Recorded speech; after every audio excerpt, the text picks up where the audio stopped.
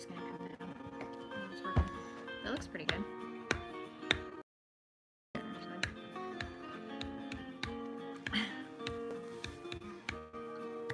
Well, nobody's here. Oh, there's 2 people here. Hello, people. We're gonna wait for a few more people to join us. If you're one of our regulars, you know what, that music might be loud. Hold on a second, let me turn it off. If 4 people here, okay. If you're one of our regulars, we're just checking in. We just hit 10,000 subs, and we wanted to brag a little bit and say hello. If you're new here, you will know what we're about in just a minute. I'm not seeing any comments now, so if anyone's speaking, yeah, hold on a second, folks. We did this spur of the moment, so we're. Hey, Terzo Percento, the 3%. I like it. Howdy, Richard Johnson. Hello, sir. CM, how are you, CM? Thank you, ma'am. Mr. Womble, thank you. That was probably for CM. Can we scoot this down? Okay. Music was fine. Thank you, Terzo. I liked it too. See if I can get little comments up here. All right. We got 9 people. Hi from Northern California, Running Bear Ranch. Why does that sound familiar? Running Bear Ranch. Was there like a hippie commune there in the 60s? That sounds exactly like a commune I heard of. Hey, the West S crew is coming. Wes, how are you, sir? Sasquatch is here. Booyah. Thank you, sir. I guess we got 12. Chipper 66. Oh man, here we come. Didn't really have a whole lot of content for you this evening. I did want to say that we want to thank Cheyenne for lending us her phone so that we could do this. Our normal equipment will not live stream. So we borrowed a piece of equipment. Hey, C103, how are you, sir? We borrowed a piece of equipment so we could live stream this evening. So thank you, Cheyenne, for allowing us that. Oh, Free America's here. How are you, sir? Boski, how are you, sir? I don't think we've seen you in a while, if I remember correctly. Or at least I haven't seen you comment in a while. So a few things we're talking about this evening. Mrs. Wes S., how are you, ma'am? Need to find out you and Wes better camera options. You know what? That Wes is so good looking, he needs like a high def. He needs like a 4K camera because we just can't get enough of that pretty smile. Where's the food? I brought my whole crew. Thank you, Wes. That's why we've got 18 people. All right, okay, so we hit 10,000 subs. We want to talk about that, and we want to talk about some of the things we wrote for him for something. Let's see if you and Wes both got your piece. Hey, Sid Stad, thank you. Tell Wes I said hello. But Reed's been on fire lately, but we just hit 10,000 subs. Are you on Facebook? We do have a Facebook page, Tom, if you're talking to us. I don't post there as much as I should. I try to put up articles as I find them, and I'm bad about answering comments. But we do have a Facebook page. It's The Revolting Man. Yeah, Boski, hopefully I'll have a big beard soon. Thank you, David. All right, Free, you're moderating. Wes might be a moderator too. If he's not, he should be. And Sasquatch probably should be too. But we hit 10,000 subs. And I don't remember when we started this. It seems like it was March 2016. So we're rolling up on our 3rd year, and we just hit 10,000. I'm pretty excited. Circle of Doom, we overloaded him. I used to think, thank you, LS. I used to think, you know, YouTube was keeping me down because I was so entertaining and my videos were so good. How could I not have millions of views? And I was convinced that I was being blacklisted in a matter of weeks, and I realized that no, I just need better content. But that being said, this is exciting for us. 10,000 subs, and some of you, Free America's been with us for a long time. Tom, I'm showing that comment. I'm not sure why it. There's some old commune Running Bear Ranch from the 60s, and it was called something Bear, and I thought it was Running Bear, but I can't believe, I don't remember it now. Guys, are we having technical difficulties? Hey, type a comment. It says it's good. What do you want me to say? LS found us through West S and the Viking meeting deal, though I've yet to be at one. Well, LS was Running Bear loved little white tail. What was the chick's name? I can't remember that song. Running bear, love, little, whatever. It buffers a lot, okay. Oh, Oh, Sasquatch has got a frozen video and no sound. we've got everything looks good on our end. Okay, our stream is looking good over here, which is rare. We usually have lousy internet. Sasquatch is back now. White dove, running bear loved little white dove with a love that would never die. And then they both drowned to death in the Mississippi River, so apparently their love would die. Mrs. West S says that she refreshed and it worked good. But there we are. We're at 10,000. I'm waiting for them to, send me a congratulatory email. Wes S Raiders. Wes S, I have like an entire video of me wearing your T-shirt, and I can't get it off of the other phone so that we can put all the clips together and make a video and put it out there. But you went on our, you were with us on our Viking meeting bug out exercise. I did the 3-mile hump in the mountains. Wearing my Dead Rainbow Unicorn Militia T-shirt, so thank you. And if I can ever get that, they should send you a congratulatory set of TA50 gear. Oh no, Sasquatch, I'm never getting rid of my my LBV. I love that thing. But anywho, so I got to get that video up for you. Yeah, it motivated me, Wes. It also made me stand out because of those bright yellow printing. You'd have got me shot. Anyway, there we go. So let's talk about Reed real quick. We're at 21 people. Thank you, Wes. You brought all those people with you. Were you streaming tonight, Wes? I didn't even check to see if you had a live stream going before we just logged on. So Reed Hendricks has been on fire. Hey, Music Well. You and Free America are moderating. So if Wes gets out of line, put him in a timeout, please.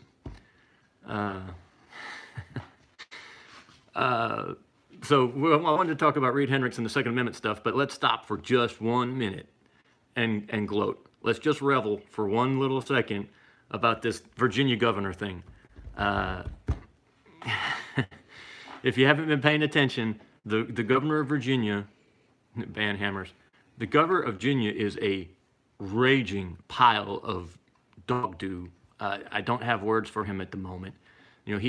Sometime this week he put out some state that pretty much endorsed infanticide and the killing of children. But I can't remember what they called it. It doesn't matter what they called it. The description was evil, and this man should be he should be shot. Music Wells got you, Wes. Be on your best behavior. So later on, so Friday, this old yearbook page of his comes up from his med school yearbook. So this wasn't a high schooler. Med school yearbook comes up with a picture of him next to two guys. I'm not sure which one's him. One of them's in blackface and the other one's... okay, Tom. I'm part of a small... I lost that. I will get you up with you on Facebook when I can. I'm part of a small militia group here in the southeast area. We have a closed group called UASPIC. I would love to talk to you about that, Tom, and it may be the quicker way. Book I'll get it eventually. It just might be a week or two. So anyway, Northam, the moron, thank you, Rob, puts this picture in his college yearbook, his medical school yearbook, of him either in blackface or in a KKK outfit, holding beer in his hand. This was 1985. How can any father be for abortion? I have 3 kids. Yes, Kevin. I don't get it. I don't get it. So he's got this crazy picture in his medical school yearbook in 1985, and it's a whole page. And apparently you turned in your own photos to be in your yearbook, and there's one of him in his car, and it's some craziness. So he turned this photo in 1985 to be a part of his medical school yearbook. And I'll be honest with you.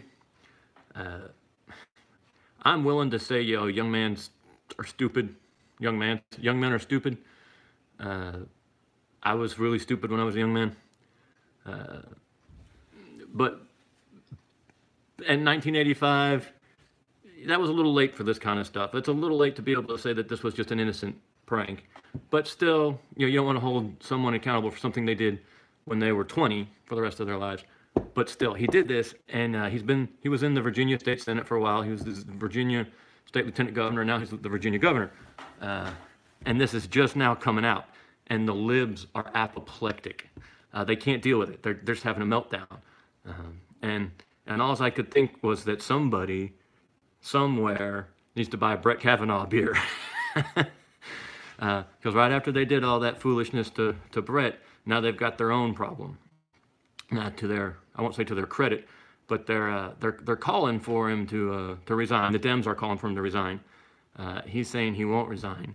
He apologized for the picture and said he was wrong for being in it. Now he says it's not him in the picture at all, and he has no idea how it got on his yearbook page, and he's never seen it before because he's never seen his yearbook page before. I don't know. I mean, that's just astounding crap. I mean, he turned the picture in according to his classmates who said that's how they got their pictures in there. They turned their pictures in, picked the ones they wanted to be in their on their yearbook page, and it's a whole page, and it's got his name across the top. And right there in the top right corner is this big, you know, I'm a deplorable. If you looked in that basket of deplorables, I'm like one whole half of the basket. And even me, I'm thinking, yeah, you know, that's a little over the line there, buddy. I mean, he's a line pile of Maximilian feces. You're watching these, right? Mm-hmm. Hell, I knew kids that their first stop before college was a liquor store. So it's kind of fun watching these libs sort of hoisted on their own petard. This guy was one of their rising stars. It's kind of good that for the country, you know, that this guy got taken down because he was a left-wing whack job lib. Although they used to think he was conservative, and as soon as he got a little taste of power, and the Dems offered him a fast track to the top, man, he just, you know, quit all that and became a straight up, you know, crazy, let's kill children after they're born moron. So I'm glad he's gone. That's why I didn't make it to college. Why is that? Because you didn't go to the liquor store? Because you did, Killdeer. Hey, McElderry, I know he's claiming he's not in the picture at all. Or is he claiming he's the one in the KKK outfit? I don't know. Whatever it is, he's done. But anywho. So that was kind of fun, but that highlights exactly what Reed's been talking about lately, and I need to. I just don't have the time to make all the videos I would like to. But Reed has been talking just straight up sedition. I love it. He's talking about the assault on the Second Amendment, and he's talking about, you know, I don't want to put words in his mouth. This is what I took away from his videos. You know, are we willing to stand up and say no? I'm not. You know, these red flag laws are evil. They're not as evil as post-birth abortion, but they're pretty evil. And if you don't like post-birth abortion, you better keep your guns, right? What else was it? The gun confiscation in Illinois. What was the great question? Jeff, tell us what the great question is, sir. The DPRK, Democratic People's Republic of California. That's funny. I didn't see it. Oh, maybe the question was if he didn't go to the liquor store, if he did. So these red flag laws, if you're not familiar with them, and you should be, red flag laws are these laws that are getting passed on the states, on the individual states levels, and the federal government is offering cash to the states to enact these, saying that not anyone, but any family member or romantic partner or a shared parent, so baby mama, those of you who have baby mamas, those of you who don't, well done. You've lived, good job. You made good decisions in life. But those of us who do have baby mamas, we know, you know, how much that'll get abused. These people can call any law enforcement and say, I think he's crazy. I think he's going to do something. And the cops just come and take your guns. No due process, no investigation, no nothing. The cops show up at your door. I think they may be able to do no-knock warrants and stuff now at that point. I don't know. But they come into your house, they take your guns. And then you have to go to court to prove that you're not a risk and that you can get your guns back and that you can be trusted to exercise your rights. Someone said hello, Just Aid. Hey, Just Aid. The Democratic Socialist Union of New York. Hey, Daniel. You go to court to prove exactly. You're guilty till proven innocent. And you know, it's just a total luck of the draw what kind of judge you get, because judges aren't elected, they're appointed. And the vast majority of us don't vote to overturn judges when we get the chance. I know, I'm not sure if it's that same way everywhere, but in Georgia, you know, you can after a judge is elected, you can vote him out or vote for an alternative. Very rarely happens. Most lawyers aren't willing to run against a judge because they have to, if they lose, they'll have to have cases in front of that judge. It's a very big risk, very hard election to win, and it just doesn't happen. A judge gets appointed by someone, in our case from Atlanta, someone down in Atlanta appoints a judge, good or not. If you're going to show up there and this guy just dislikes guns, period, and wants them out of people's hands, and he just says, nope, you lose your guns. It's immoral, it's wrong on so many levels. Like you said, guilty till proven innocent. Second Amendment, we could just natural law, the real law, God's law, which I'll throw this out there for you while we're here. I don't have a Bible near me. You want me to get it? Do you mind? Do you want yours? Yeah. It's gonna take me a minute to find it when I get it anyway. So, I am toying around with an idea, and I'd love to hear what you guys think about it. That as Christians, we are required to own weapons. I know you guys. I know I have a Bible with Corey. I should have made her get the one you gave me because it's on my nightstand right next to my bed. I said your name. I'm sorry, Sasquatch. Use the Sefer. It was right under this one, so I could have used it. This is going to be Matthew or John. Which one? Shows up twice. I need the Last Supper. Yeah, that girl. I will be using this Sefer. I think as Christians, at least as Christian men, we're required to own weapons. I think it's a command. And some of you probably know what we're talking about already. Hey, Brad, what's going on here? I don't know what went on with LS. Sorry, looking. So the very last thing, thank you, Daniel, you got it. The very last thing Jesus said to his followers in his earthly ministry, right before they went to the Garden of Gethsemane, I shouldn't say the very last instruction he gave them. The very last instruction Jesus gave during his earthly ministry was, if you don't have a sword, sell your cloak and buy a sword. Now, this verse gets jerked around a little bit by the normies, the libs, the moderns. They say, oh, he wasn't talking about a sword, brother. He was talking about a Bible. Sell your cloak and buy a Bible, which wasn't even a thing yet. But that was the last thing he told them at the end of his earthly ministry. That was the last instruction we have recorded, not the last thing he told them. The last instruction he gave them before he went to the Garden of Gethsemane to be arrested and go before the Sanhedrin, go to Pontius Pilate, go to Golgotha. The last thing he came, obviously after the resurrection, he came back, there were other instructions, and that wasn't the end of what he had to say. But in his earthly ministry, the last instruction he had was sell your cloak and buy a sword. And then two of the disciples there, so it would have been the 12, because the 12 were the ones with him. Two of the 12, one was Peter, comes up and says, I got a sword. And Jesus is like, good, that's enough. That's good. And then in the garden, when I think it's Pontius' servant, somebody's perch, it may be the Sanhedrin servant, Peter whips out the sword and whacks the guy's ear off. And what did Jesus do?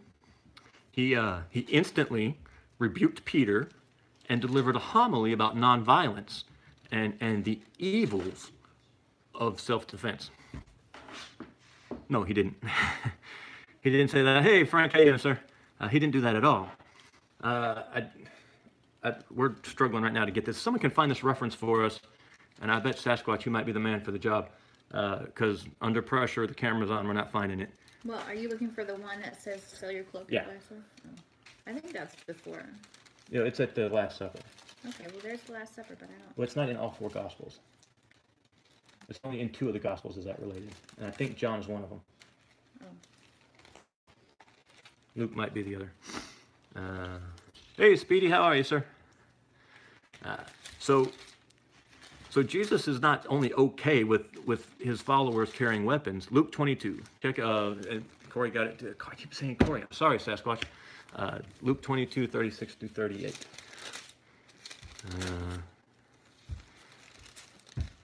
So not only did he tell you to buy a sword, so if it had been some sort of metaphorical, some sort of metaphor, allegorical, spiritualized thing, because everybody wants to spiritualize the Bible, because it's all about a relationship, brother. It's all about a relationship. You just got to love him more every day. That's it. Okay. Well, you were second one up, Sasquatch. Hey, truth teller. Luke 22, 36. 36. So he says, sell your cloak, buy a sword. Two guys come up with swords, and he says that's good. He says that's enough. The different translations are, you got it, baby? Pastor Fox. Here we go. Luke 22:36. Then he said unto them, but now he that hath a purse, let him take it, and likewise his scrip. Scrip is money. And he that hath no sword, let him sell his garment and buy one. And then when he gets, buy a sword. And then two guys are up with swords, and I believe that may be in John where the two guys show up with the swords. And he's like, that's good, or that's enough, or that's sufficient. And then when Peter rips out the sword, he doesn't rebuke Peter for having a sword. He doesn't rebuke Peter for striking out. And remember, I would say that Peter was on the offense. You could argue that maybe he was on the defense. But Peter was certainly the one who injected physical violence in at the moment. And he didn't get rebuked by Christ. Now, the timing wasn't right. It wasn't what God wanted at the time. So he didn't go forward. But there was no rebuking of the weapon or the use of the weapon. And when we go back then to like Luke 22, and then I believe it's John, I just don't see how we as Christian men can get away with thinking that we're not supposed to be armed, that it's like against the Bible to have a weapon or carry one. That doesn't square up with what I read. And I went there, and it was supposed to just be a real quick diversion to saying these red flag laws are immoral. And I would say you can make an argument that they go against the Scripture. I don't see in there where Christ makes an exception for being, a lunatic. If you're a lunatic with a sword, all the good men with swords around you are supposed to suppress you. What did Clancy say? That was a long comment. Where? Hey, wait, is Emerson with us? Yes. Hey, Emerson, how are you, sir? All the way from Brazil. Emerson. What? Maybe he's Oh, I missed Emerson. I'm so sorry. Dadgummit. Before or after what's the Mozambique Trail? I don't know. Okay. That's Corey. Is it ever right to initiate? You know what? Mark's just showed up. I've been actually meaning to do a video about Mark Chase. He doesn't just do it for our channel. He does it for a number of channels. I see his comment, which is it's so helpful to the channel. And I know a lot of guys don't like to do it themselves because it feels like I don't know, it just doesn't feel right to a lot of us. And he goes and does that for us, and it is extremely appreciated, at least on my end. Every time I see that, I feel encouraged again. And I thank you, Mark. So yes, please click on the thumbs up icon to like this video, and the subscribe button and the bell to get notified of new videos. Thank you, Mark. I appreciate that. Okay, so hey, WCam's with us. Hey, WCam, you know what? You weren't with us earlier. We just hit 10,000 subs. That's what this is about. You were here early on. WCam has his own channel, and he's real good about encouraging the small channels. And when we were even smaller than we are now, WCam kind of was one of the very first people who came on board and said, hey, like your videos, good job. And at the time, he had like 1,200 or 1,600 subscribers or something, and I had like 200. And I was like, oh man, this big guy likes me. So WCam's been here for a while. All right, where were we? Okay, so these red flag laws, they're almost against the Scripture. And of course, we call them red flag laws. They're not laws. There's only one law. We were just all talking about it. There's one law. These are statutes or ordinance. Who's here? Jimmy D. Jimmy D, thank you, sir. I'm glad you showed up. I referenced you earlier about you trying to get me to make some videos about the gun stuff, and that's sort of what we're doing this evening. So I'm glad you see that I'm reading your emails, since I don't always respond. They killed someone out here in Maryland. Yeah, with these red flag laws. So these cops are going in to these men, these probably decent men, and they're probably decent men because that's who's going to get called in here. They're going to call in decent men because they don't kowtow to the powers that be or the modern society or culture or whatever. And these cops are going to start kicking in these doors, and there's going to be decent men with guns on the other side, and the result is predictable. The result is predictable. Some of these men are men with pride, a good pride, not a bad pride. They're men with convictions who feel this is wrong, and they stand up against it. And the really sad part, and this is the really, really sad part, a lot of these cops probably are decent men of conviction. But, and if you're a police officer, I'm probably going to anger you here, and I apologize. But you know what? There was probably some decent men of conviction guarding Auschwitz. There were some, a uniform and a gun does not make you an agent of the law.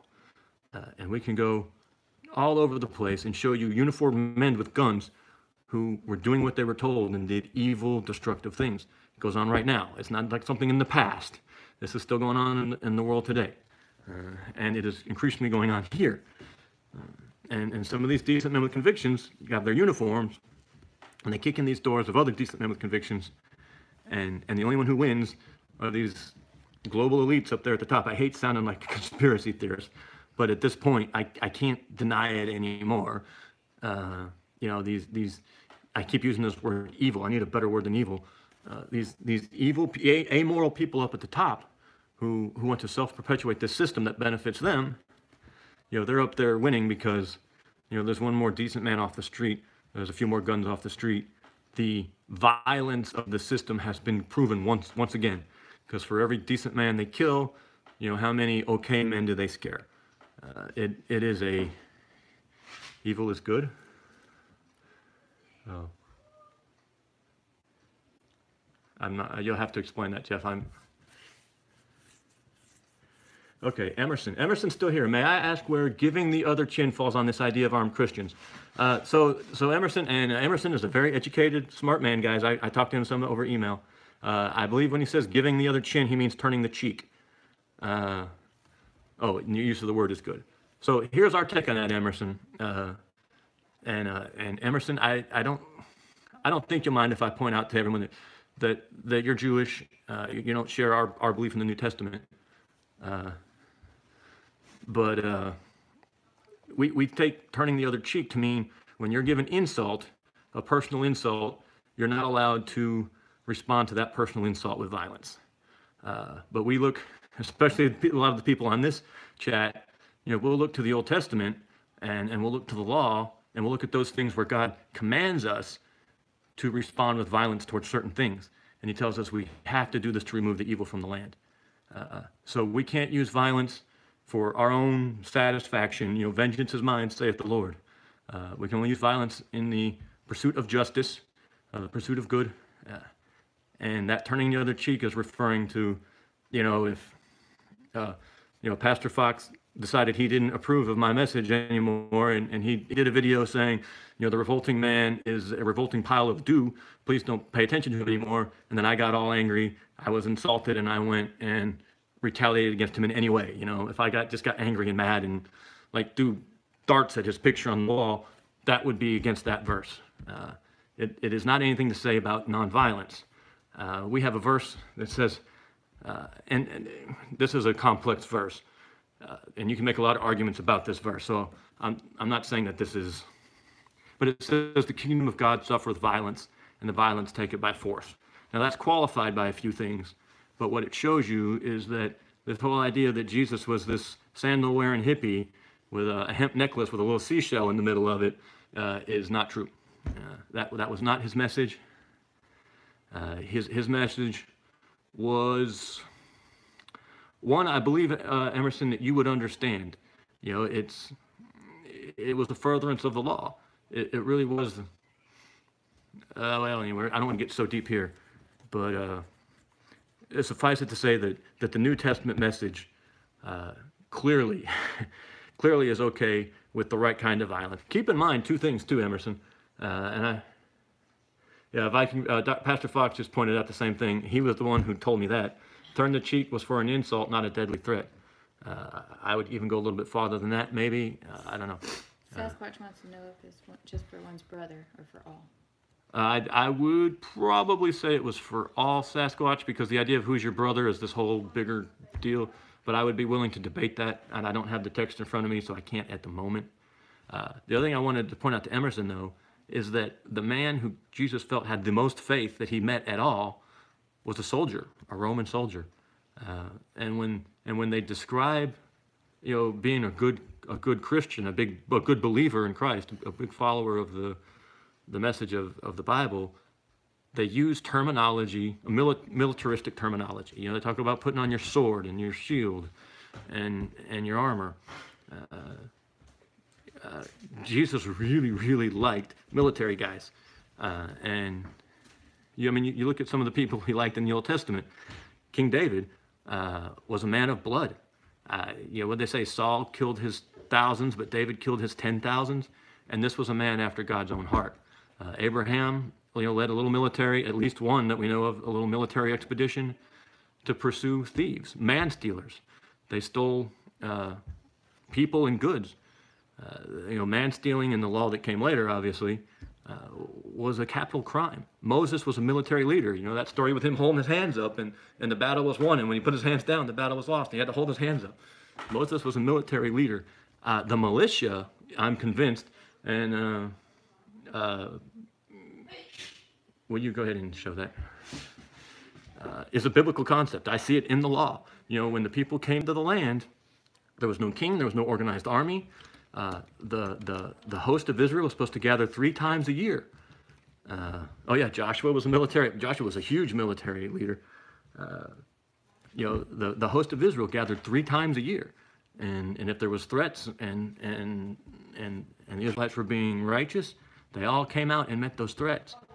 You look at Nehemiah, when they were building that wall, they built with the trowel in one hand and a sword in the other. They were required to have that sword in their hand. They built the wall while they guarded the wall. You guys can't see my hands. We're building in this hand and we're fighting in this hand. So if you're still with us, hey, Biddy's here. Hey, Biddy. If you're still with us, Emerson, I keep wanting to call you Dr. Emerson. I get that the mainstream teaches this message of nonviolence, of pacifism. You know, I don't see that in Scripture.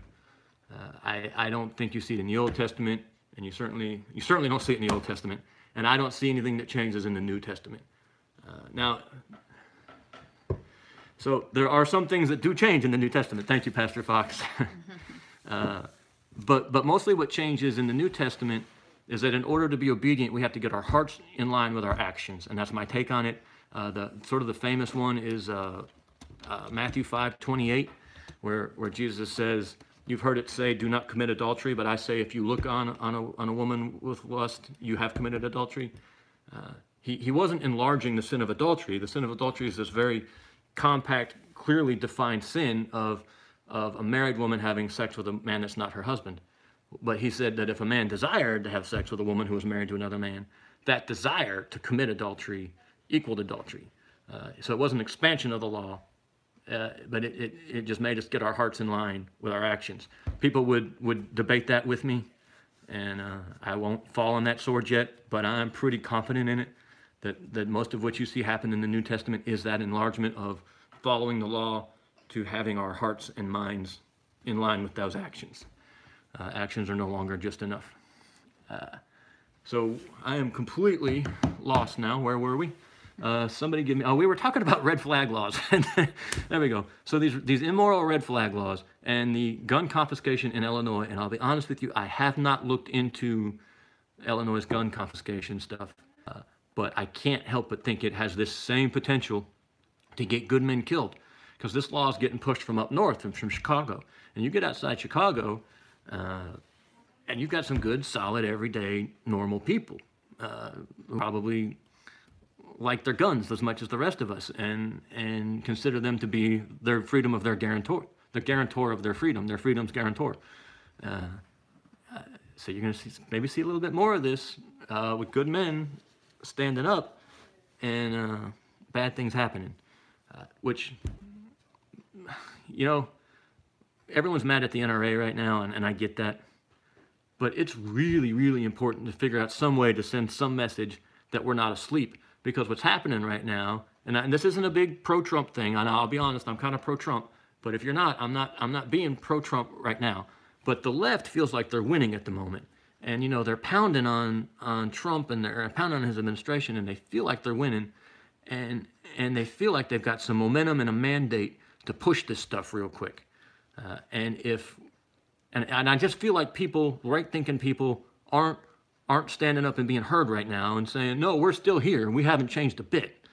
And And I know a lot of people in our community maybe don't think that involvement in the political system is either moral or useful. And I would agree it's probably not moral, but it is definitely useful. Well, I say our government's not moral. But we got to find some way to be heard, people. We don't like the NRA, but the NRA is a real good way to send a signal. Now, there's other, NRA membership is one of the ways people sort of judge the gun debate. You'll sometimes hear people say, well, NRA membership is down, so Americans are weakening on their gun stance, or NRA membership is way up, and so the American people are, pro-Second Amendment. I'm not saying the NRA is necessarily the right answer. Someone just asked about GOA.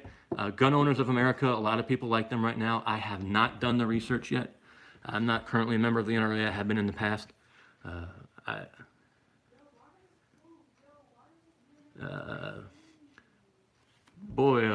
Pastor Fox probably just said something that I would probably really like to have highlighted. He says, I am not asleep, just know where my lines are, don't feel need to advertise and think it is a done deal. Okay, so you don't feel the need to advertise where your lines are, and you believe it's past the point where anything can be done about it.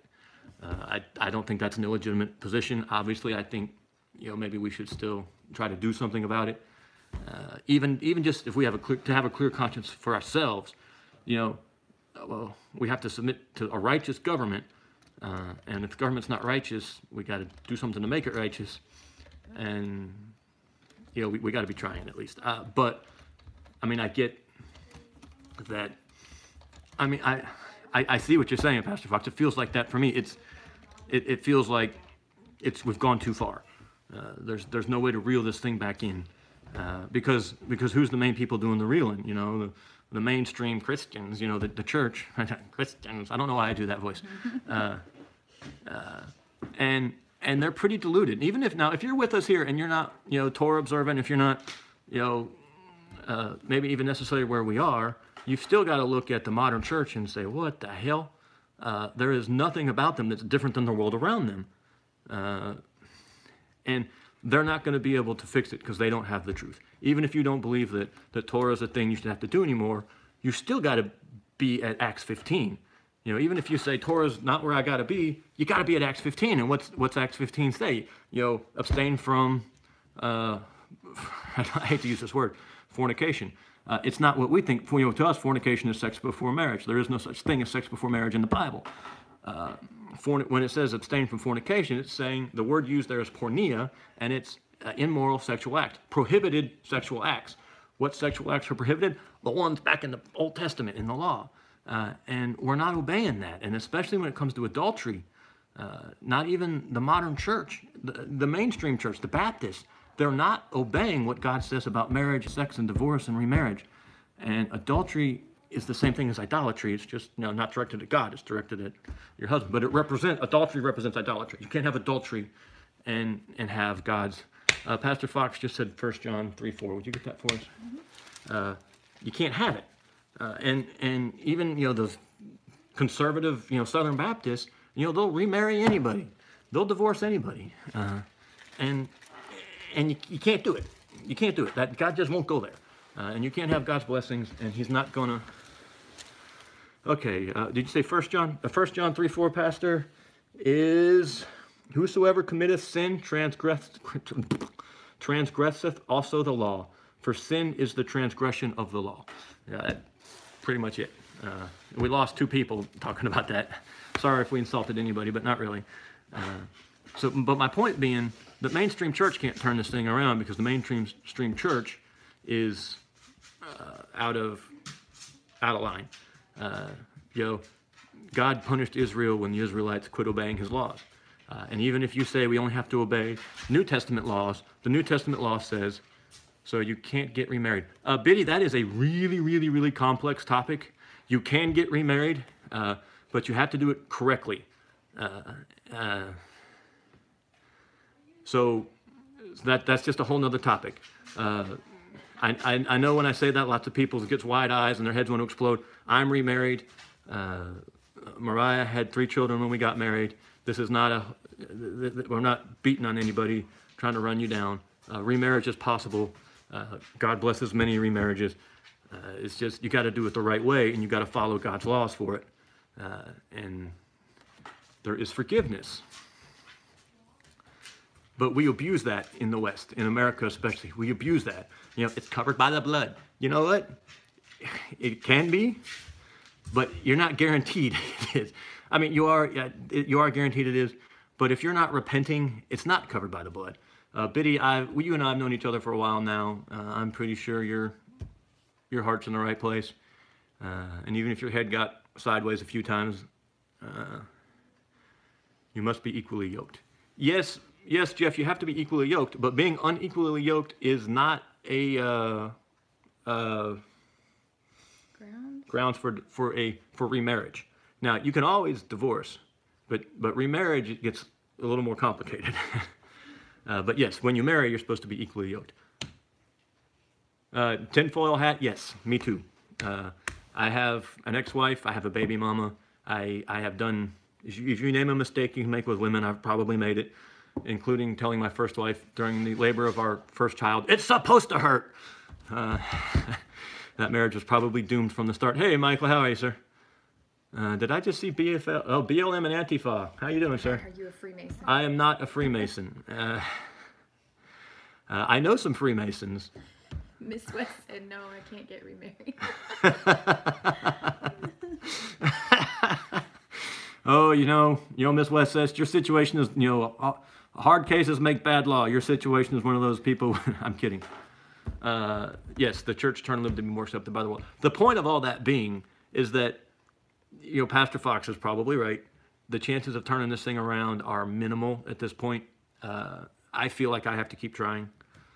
I wonder what Pastor Fox is saying. Wow. Probably the Freemason. Oh, the Freemason. And that's one reason why I don't think the crash or the collapse might happen, because I think that would be a blessing, an act of mercy to give us a chance to rebuild and try again. And I think we may be past that blessing and that mercy. I think we're at the point where we may have to deal with the consequences of our actions. And that's why it becomes so important to start building tribes and start establishing a culture of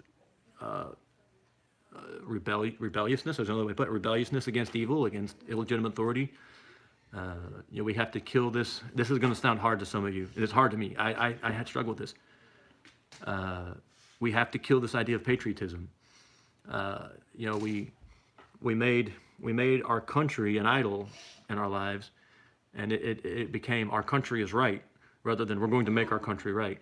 And I buy into it as much as anybody. I love, I get teary-eyed. Hey, Mark, I know that is very controversial, and I get a lot of pushback on that.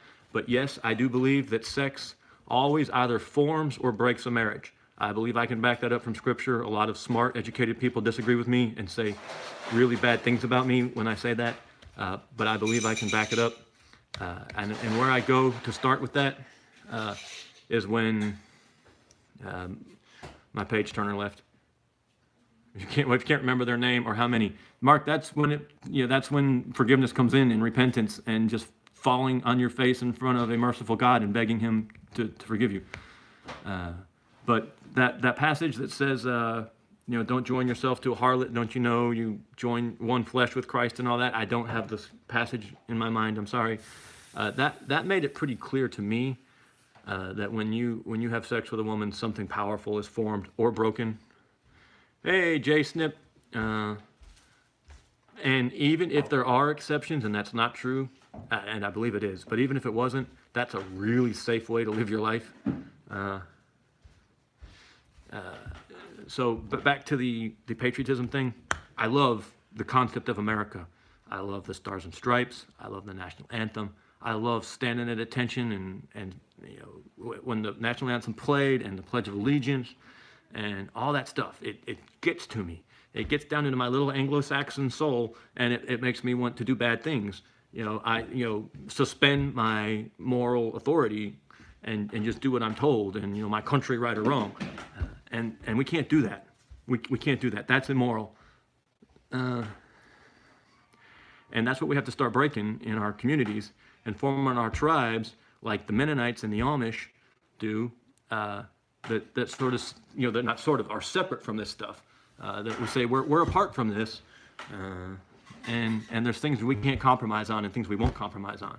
And I think the earlier we start establishing in those communities and that tradition, the better off we'll be in the long run. That's come out of her, my people, for me. That is come out of her, my people, to me. That's not get out of the cities. That is get out of her culture and set up your own culture. And that's what I think we're trying to do.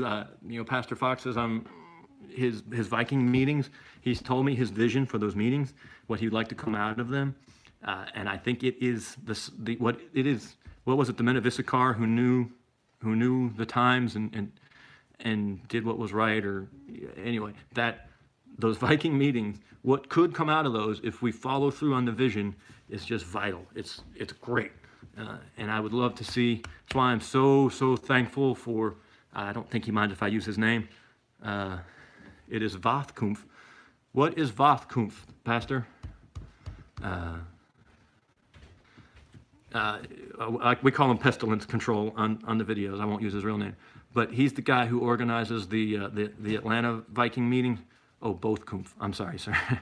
He organizes the Atlanta Viking meetings and does a really good job. And really thankful for him because he's kind of caught onto that vision too, I think. And he's got a guy who helps him, the Illegal Eagle. I don't think either one of them would mind if I use their names, but I'm just not going to. Thank you, baby. And I've never been to any of the other Viking meetings, but I'm pretty sure that the Atlanta Viking group is one of the better organized. At least it certainly has the best people, certainly the best looking people. Was Billy on here? Someone said good. Sasquatch, was that a... Well, anyway.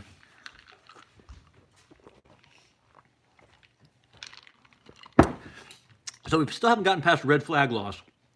Jimmy D, are you still with us? These red flag laws are immoral. They're against Scripture. They're against our own government. So when the Bible tells us to be submissive to the powers that be, that gets complex too, but we won't go into all that at the moment. You know, the Constitution is the powers that be. The Second Amendment is the powers that be. LS says that he'd bring our good look quotient down. When we comply with these laws, you know what? I won't say comply. When we submit, there's a difference between compliance and submission. You can comply and never submit. You know, there's a story I heard a preacher tell a long time ago about, you know what, it may have even been a Jerry Clower routine. I don't know. Jerry Clower has some, you can preach out of Jerry Clower. But someone talked about this kid and, you know, they did this big long thing about the kid had to sit down and for some reason the kid wouldn't sit down and they finally got the kid to sit down and they asked him, was that so hard? And the kid said, oh, I'm standing on the inside. You know, you can be standing on the inside. Even if they chain you to a wall, the very fact that you have to be chained to a wall is an act of defiance. You know, if cops showed up at your door stacked 6 deep and said, give me your guns, I would not look down on you if you gave them your guns. I would look down on you if you said, well, that was fine. They're the police. They have every right. You know, you can comply without submitting. And we're losing people. So, you know, we have to not submit to the false government. I don't believe in concealed carry permits at all, but I have a concealed carry permit, and people who don't have concealed carry permits, I respect that. I don't have the guts to carry without the permit. I'll be honest with you. I just have that. I feel like I can comply with that law, but not submit to it by saying that carry permits are immoral. You know, Jesus told us to have weapons.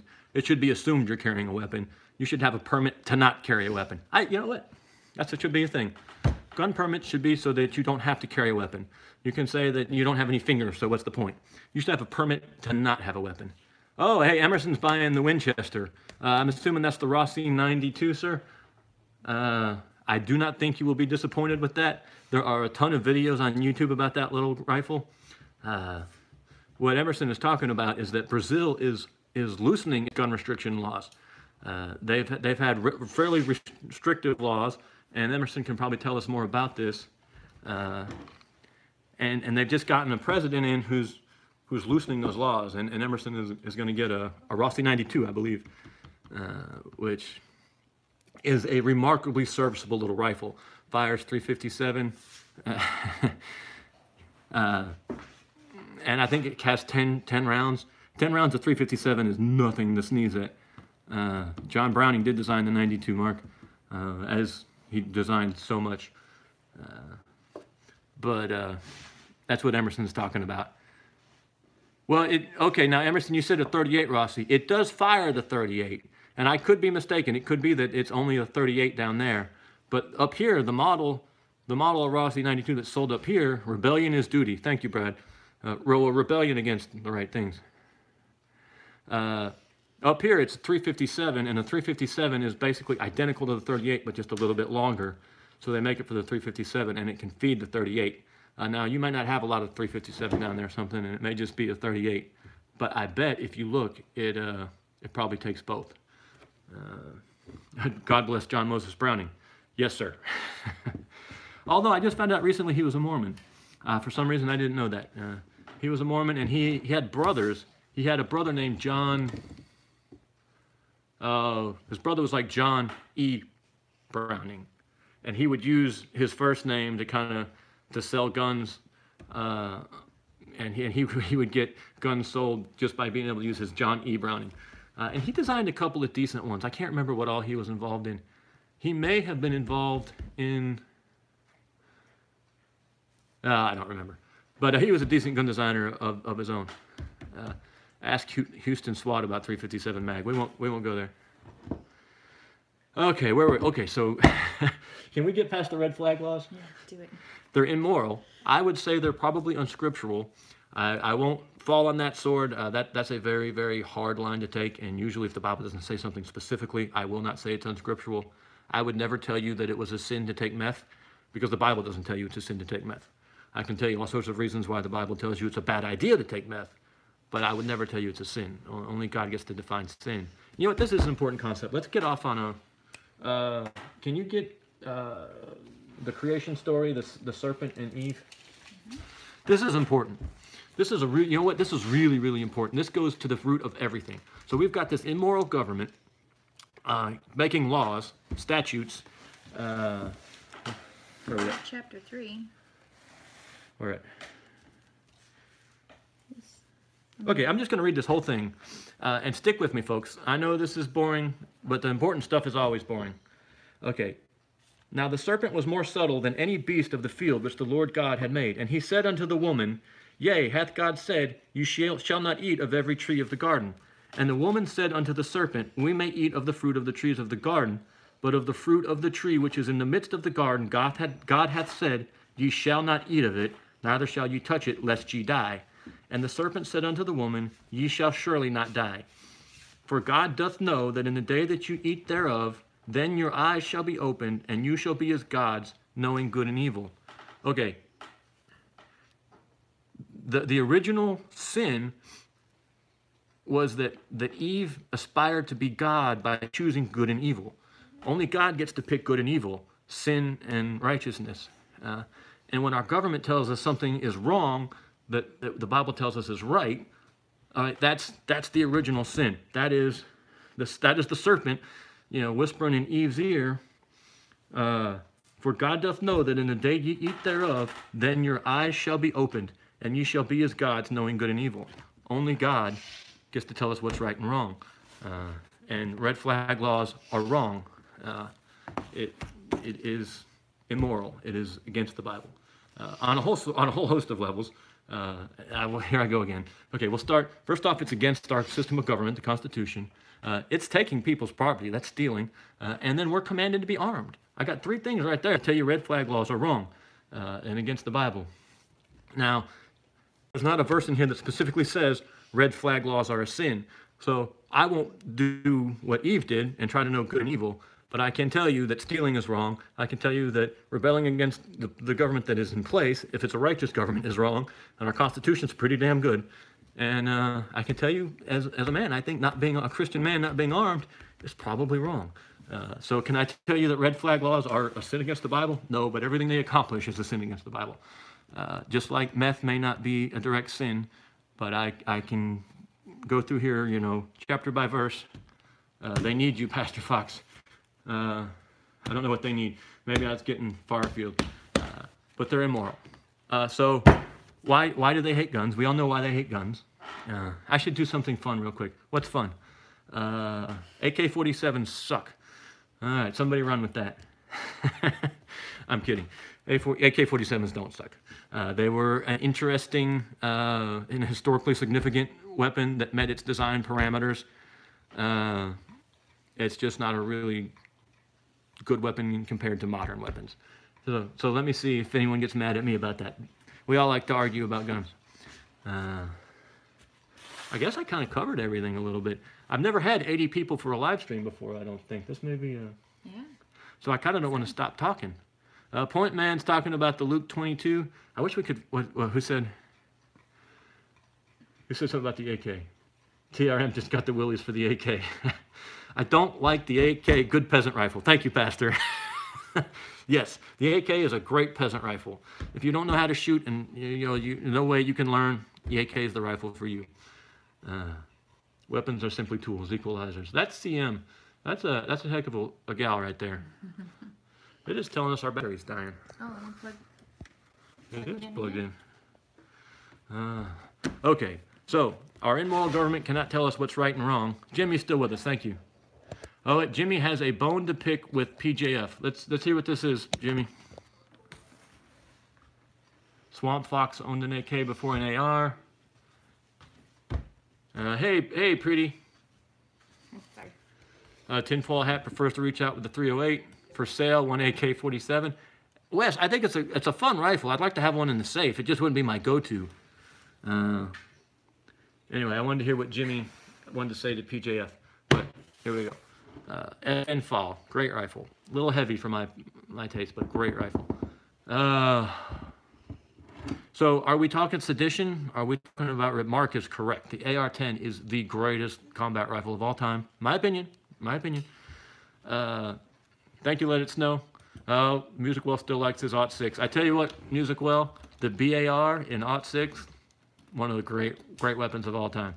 A little heavy, kind of low on the firepower, but great weapon. And that's why we carried it from World War I all the way through Vietnam. We were still using that damn rifle in Vietnam. And we started in I believe, World War I. Free America says he never went AK. That's like cheating on my wife. So are we rebelling against the government? No. The government is rebelling against us. We had this great politician in Georgia named Zell Miller. I got to meet him once when he was a Democrat and a lib. And I was a senior in high school. And he was trying to get the lottery passed. This is a brag. I'm name dropping. And he came to my high school to brag about passing the lottery. And I had read something about the lottery in a magazine, and I asked him the question, and he didn't like the question. And so afterwards, he refused to shake my hand. And it was the proudest moment of my life to that point, that I had angered this politician enough that he wouldn't shake my hand. Later on, he found Jesus and got turned into a really neat guy. But anywho, Zell Miller, where was I going with Zell Miller? There was something Zell Miller said. I was going to quote Zell Miller, and now I forgot. Oh, Zell Miller said, he was a Democrat for years and years and years and years and years. In fact, he rescued the Democratic Party in Georgia. It was going to die long before it did. $1 per shot out to 5. Michael L. likes his. I knew I could get people going with the AK thing. When people asked Zell, he was still a Democrat, but he was kind of caucusing with the Republicans, and he supported W during one of his. He spoke at the Republican National Convention in 2000. As did Arnold. I was there, actually. It was pretty cool. I had a very different life at one point. Actually, it wasn't very different. There was just different elements in it. But they asked Zell, why did you leave the Democratic Party? And Zell said, I didn't leave the Democratic Party. The Democratic Party left me. Because, the Democratic Party of the 60s and 70s and the 50s, they were blinding racists in the 50s. By the way, the Democrats were the racists. But in the 60s and 70s, the Democrats, quite a few of them, would have been sort of centrist Republicans for the day. They were strong on national security. They were all rah America. They hadn't got to be the crazy mind-blown libs they are these days. And he said that. He said, I didn't change. I'm what I've always been. The Democratic Party is what has changed. Well, our government has left us. You know, we're all pretty much still the same. You know, we want to live in our homes, live our lives. Most of us don't cause any trouble whatsoever, and it's the government that is changing on us. Oh, what happened with Jimmy and Pastor Fox? The wife's. Oh, well, I don't know what Jimmy did, but I wish I could have seen it. Let me go back. There he goes. Oh, I had to buy a Because Glock I 19. had Okay, so he's mad at Pastor Fox, so he had to buy a Glock 19. You know what? Of all the bones I would like to pick for Pastor Fox, that Glock might be it. I know it's a good, solid pistol. I know really, really good shooters like it, but it's just boring. It's boring. Now this is a part of my personality. I despise the 1911 through the 80s and early 90s. When, you know, a GI 1911 cost $1,000, and Kimber in the 80s and 90s was making 1911s for $5,000 and stuff, and that was like, you had to have the 1911. It was this hype around the 1911. That was it. There was no other gun you could possibly have, and I despised them. And then Rock Island Arms, or somebody came out, hey Sasquatch, hold on a second now, let's go shoot, Zach. wait, why did you want to shoot me, Pastor? That's not fair. So I despise the 19, but once they came out with that $400, you know, GI model in the 2000s, suddenly I love the 1911 again. You know, for $400, 1911 makes a lot of sense. So when the hype's over about the Glock, I'll start liking the Glocks because I know they're great guns. I hate the hype, and whenever there's hype, that's my problem with the AK-47. It's a solid, dependable rifle. You can make it work, but the hype surrounding that outdated thing just drives me crazy. I mean, there's guys who I've had guys tell me that the AK-47 must be the best rifle in the world. That's why the military was looking to go back to adopt the round that the AK-47 shot. And then when I questioned him on this, and this is a comment on one of my videos, by the way. If we cared enough to go back and look, we could find it. He posted a link to an article that said that the Army was reevaluating a .308 bullet for some machine gun. The Mini Desert Eagle, yes, Richard, I want that gun so bad. That's the one that shoots the .357. That is a beautiful, beautiful pistol. You know, this guy thought that the AK-47 shot the .308 all this time, you know, and he spent like probably 10 comments telling me how stupid I was because I didn't think the AK-47 was the greatest weapon ever devised. And he didn't even know what bullet it shot. And I just like, that drives me nuts. But if I could talk to someone reasonable who would, you know, talk about the AK strength and weaknesses, it's a fine weapon. It's not as good as the AR, decent. Hey, Jeeves. Yeah, Terzo, it's the Toyota of guns. It just works forever. It does. It does. I know that. And I know it shoots good, you know, as far as you can shoot well with it. And I have no doubt that Pastor Fox, yes, Jimmy, you were exactly right. The 19 has the same logic I used to. I know that. Now, I will say this for me, Jimmy, about that. Pistols are not as critical as rifles. Pistols are a getaway weapon. You know, get away, get away, get away. You know, get to your rifle weapon.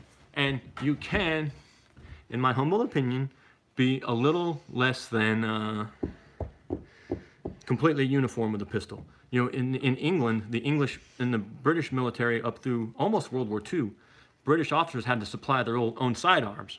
And so they just had to take the same bullet, the .454 Webley, but they could have any sidearm they wanted. And that's kind of my take on pistols. They're not as critical as the rifle is. They really are. You know, if everything goes right, a pistol will never leave the holster except to be cleaned and zeroed, you know. So while I do use that logic for the AR, and I think it is critical when it comes to rifles, that hey, Unit 38, how are you, sir? Southside, Virginia. My duty carry is a Glock. What is going on with your governor, Unit 38? I think there can be a little more individuality when it comes to sidearms because they're just not that critical. Glock 17 for the magazines. No one's going to say the Glock 18, huh? Solid axles. I bet someone's still talking about Toyotas. Hey, Chief, how you doing, sir? Tell Chief I just made him a moderator. Chief, you're a moderator on our normal channel, but Mariah just made you a moderator on the live stream. So while everyone's here, and it sounds like a lot of our friends are here, we're missing Burden and Dingleberry, but we'll fill them in later. We can announce that we just had our grandbaby last weekend. The CZ75, Mike. I love the CZ75. I used to have a baby eagle, and it's a CZ75 clone, and the sweetest shooting pistol I've ever held in my hand. It was amazing. Thank you, Corey, Sasquatch. Yes, we had our first grandbaby, healthy, beautiful baby boy. My oldest daughter, if you're the praying type, just pray that the relationships are restored, because the girl still doesn't like me. But we got to see some pictures. He's a beautiful boy. We sent him a card. Talked to some of my other children who have seen him. Tina likes a Glock. Oh, that hurts me, Tina. All right, okay. Wes likes babies when they're not mine. Wes, are you that guy? You see a pregnant woman and you turn around and run? Is Miss Wes S still on here? Yes, I think so. Miss Wes S, you need to get your mind. Thank you, Pastor.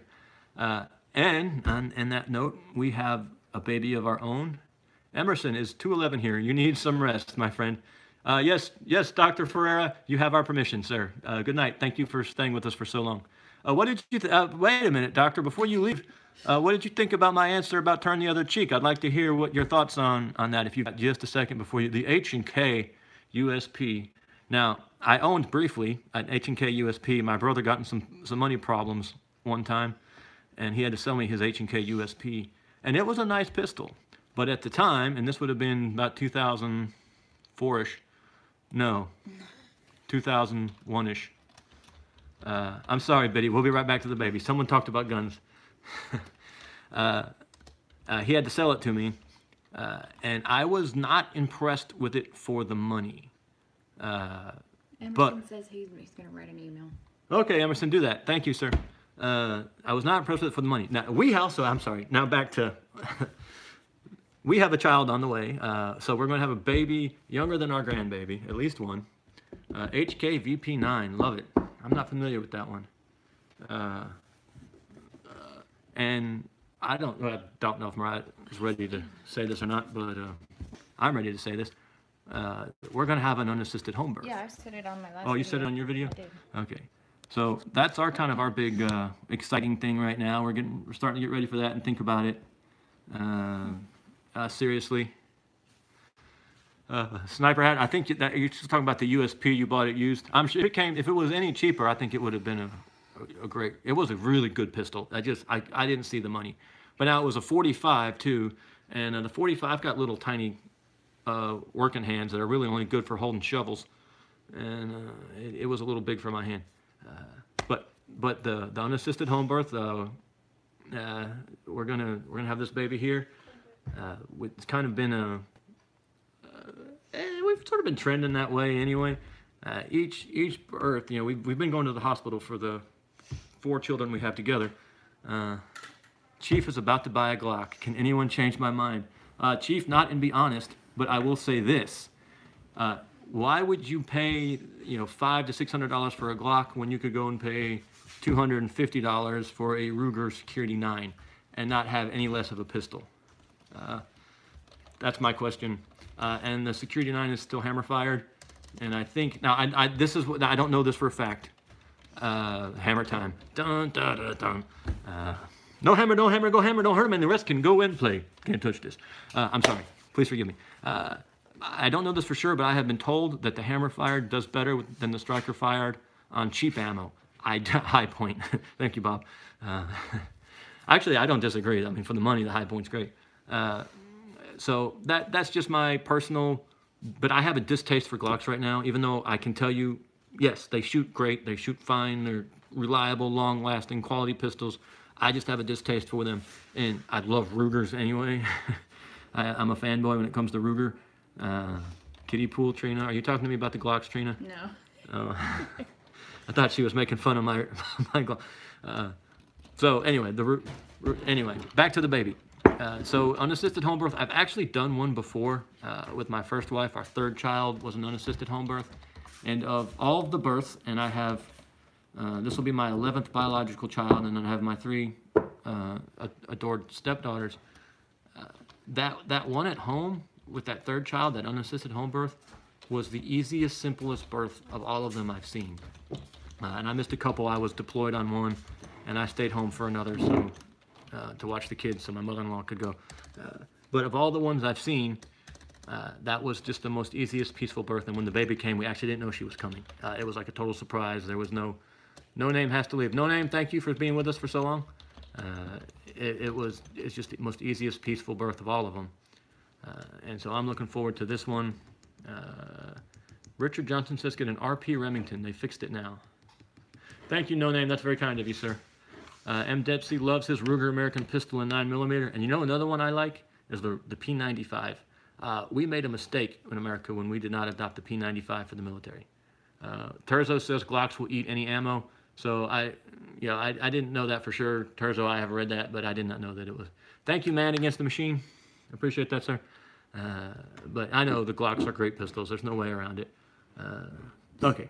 Ay caramba, says 11 kids, man. You need to take it out. Ay caramba, no. And that's Calvin, don't you? You have what's Calvin peeing on? Ay caramba, tell us what Calvin's peeing on in your picture. Is that the Police Lives Matter flag or something? No, never mind. I don't know Oh, what that is. is that the Back to Blue flag? Ay caramba, is Calvin peeing on the Back to Blue flag? Or is that a Carolina Panthers flag? Blue line flag. Blue line. That is the Back to Blue. Not cast leaf bullets. Okay, so Pastor Fox has gone to Middle Earth, and he is with the elves, and he's shooting leaves now. Lead. Oh, lead.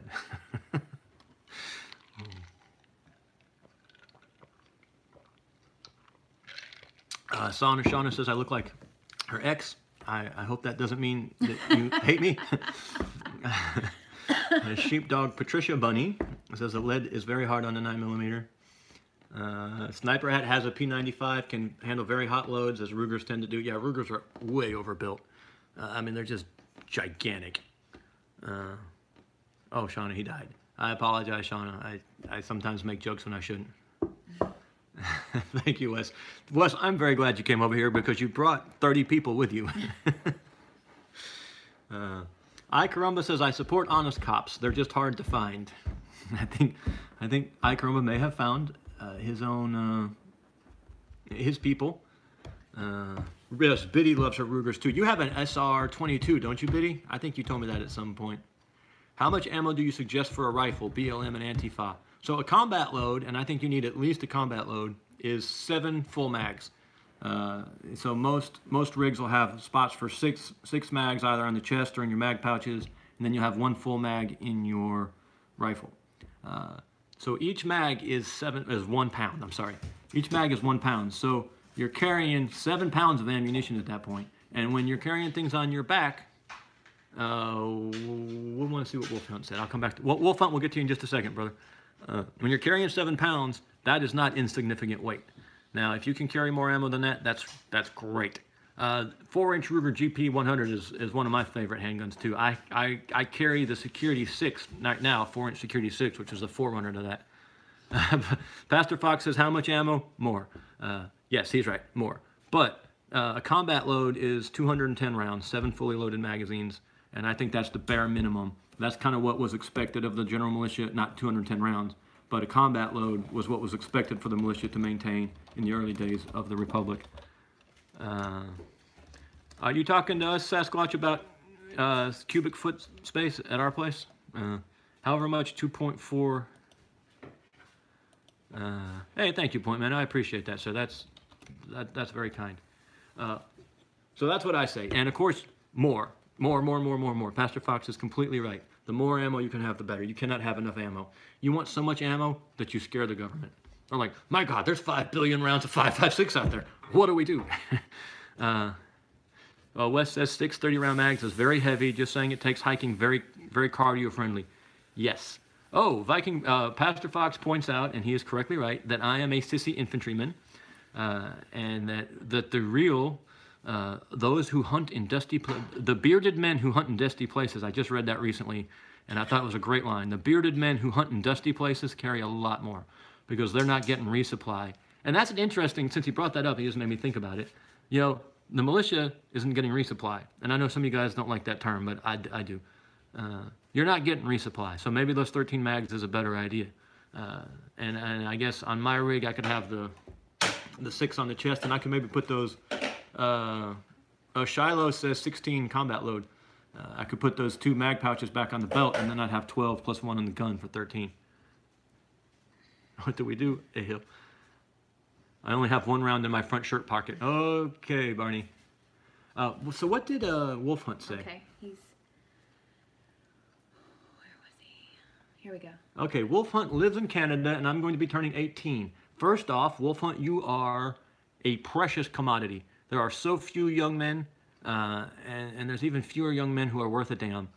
So I hope that there are some men around you who are taking you under your wing, because you are so important. If there's going to be any future at all, it will be because young men like you rise above their upbringing. And I don't know your parents, obviously. Your parents could be one of the good ones. Thank you, Biddy. I didn't see the message, but thank you for being on it. I plan on buying my first handgun. Should I go with something cheap or expensive for my first? And are there any you recommend? All right, Wolf Hunt, you're turning 18. Everything you do should be cheap, because everything you do is temporary. You're a young man, and you are going to be a completely different person in 7 years when you turn 25 and your brain stops maturing. Please don't take that as an insult. It's not. I love young men. Boy, that sounded really bad. I can't wait to see what the what the comments are going to be on that. But so I say something cheap and reliable that you can just shoot the heck out of. Because look, what you need to do, you got to start training. Especially at first, there's a really steep learning curve, so you need to be able to spend some money on some ammo.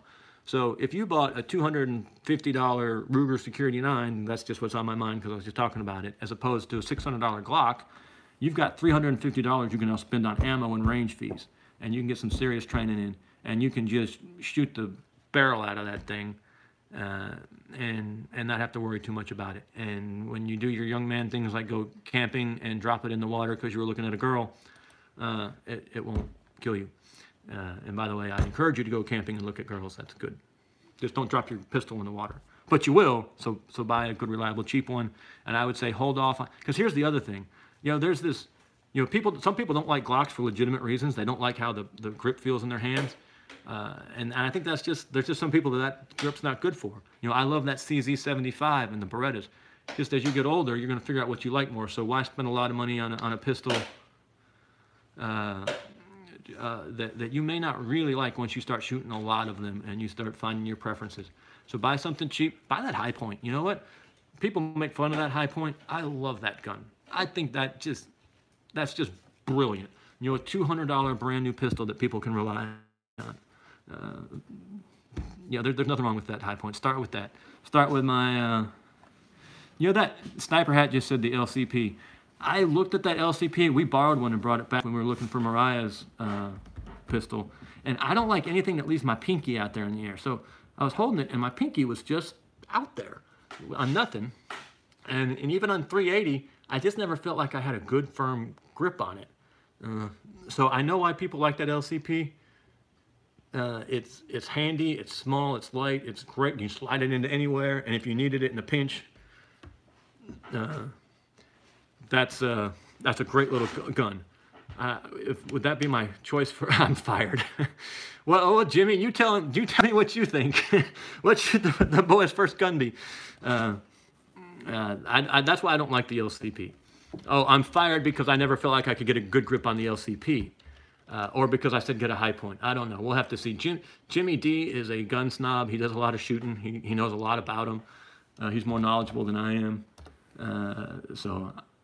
Oh, Pastor Fox likes the High Point. So we'll wait to see what Jimmy says. Yeah, Pastor Fox says, like the AK, the High Point, the ergonomics are terrible, but it's cheap and it works. So that's my take on it. You know, get a cheap one for your first one, and then just shoot the barrel out of it. Spend whatever money you save. Landon World likes his Remington 380.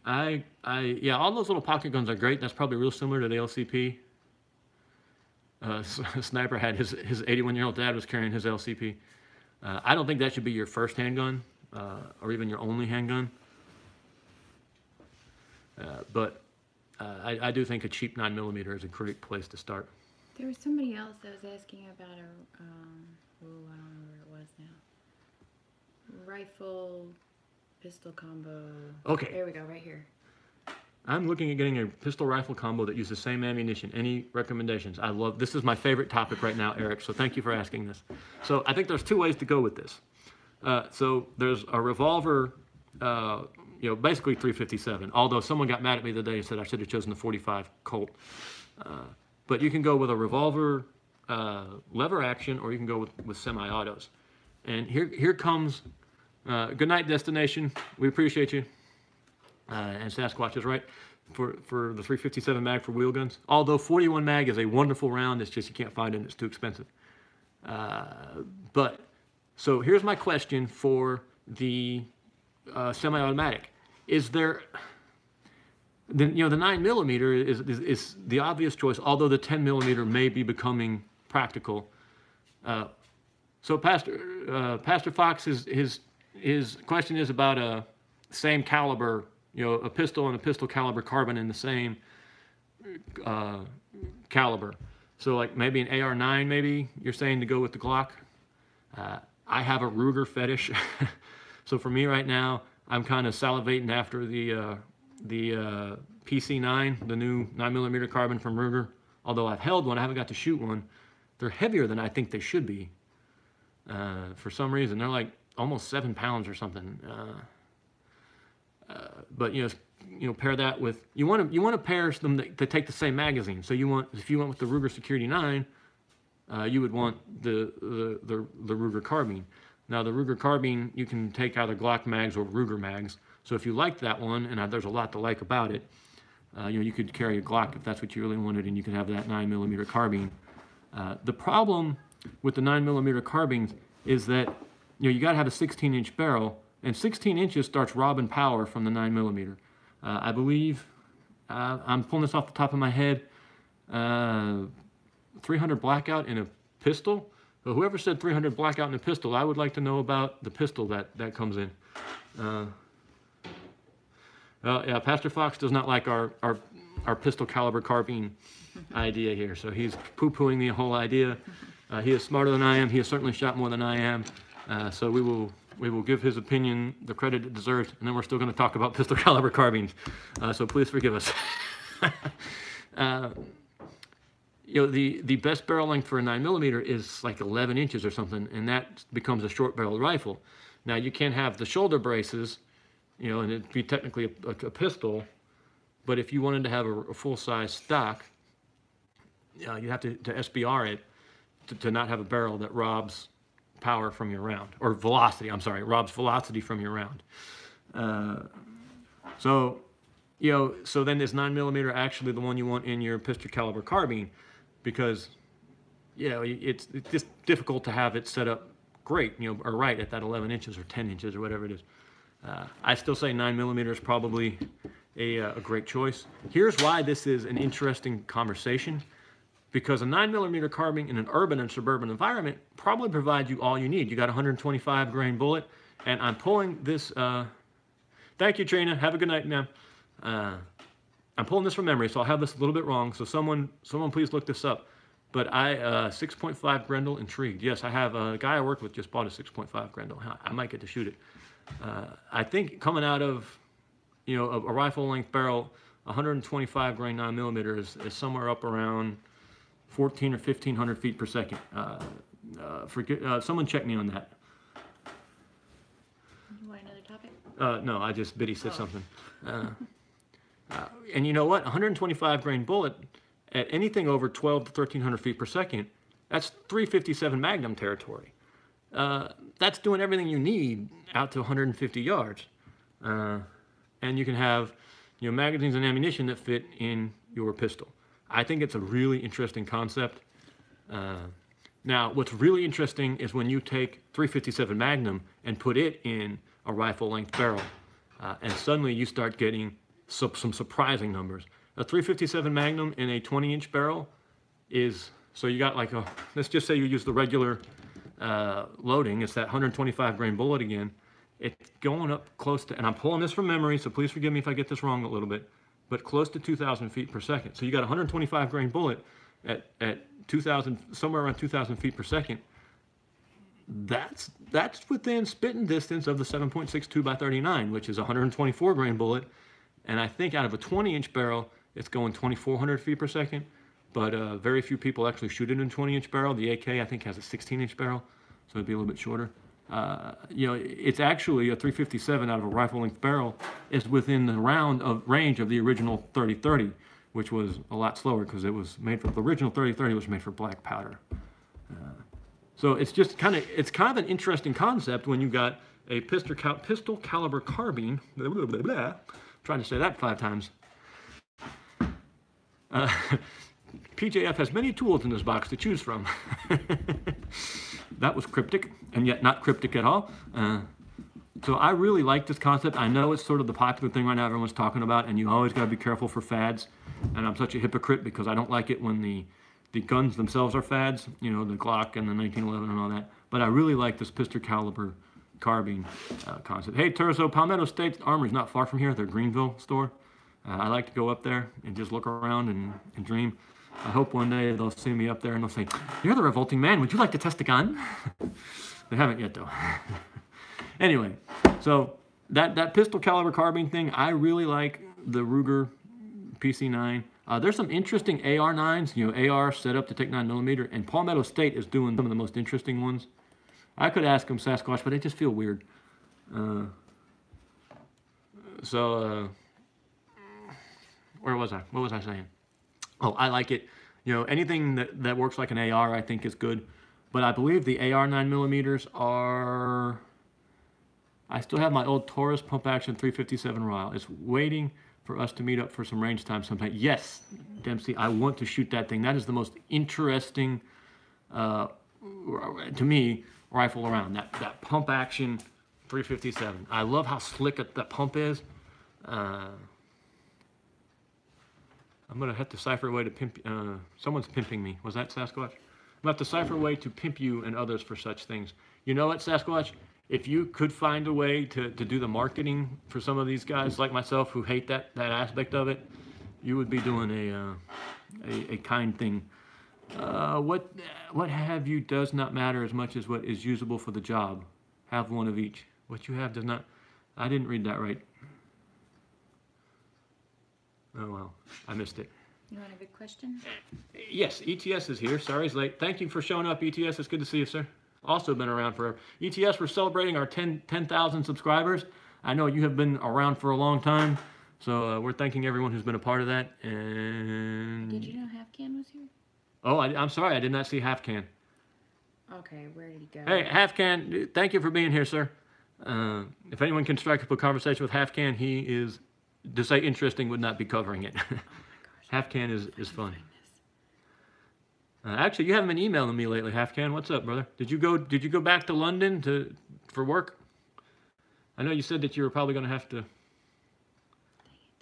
Oh, there it is. So will the Christians in the woods help other Christians when SHTF comes, or will they dig in? Okay, Pastor Fox, feel free to take this one. Let me read this again. This is from BLM and Antifa. So will the Christians in the woods help out other Christians when SHTF comes, or will they dig in? The question is, the answer is yes and no. So here's the first part of that question. Will they dig? No, let's deal with the second part of that question. Will we dig in? Yes. I'm already digging in. I'm halfway dug in at this point. Thank you, Pastor. Answer is, yeah, Sasquatch has got it. The answer is situational and conditional. Here's the responsibility of the Christians in the cities. They've got to start building these relationships now, and that's pretty easy to do for Christians. You know, our networks are fairly well developed. It's pretty easy to network with other Christians if you step out and do it. I have people contact me probably once a month trying to establish these relationships, and I try to accommodate the ones I can.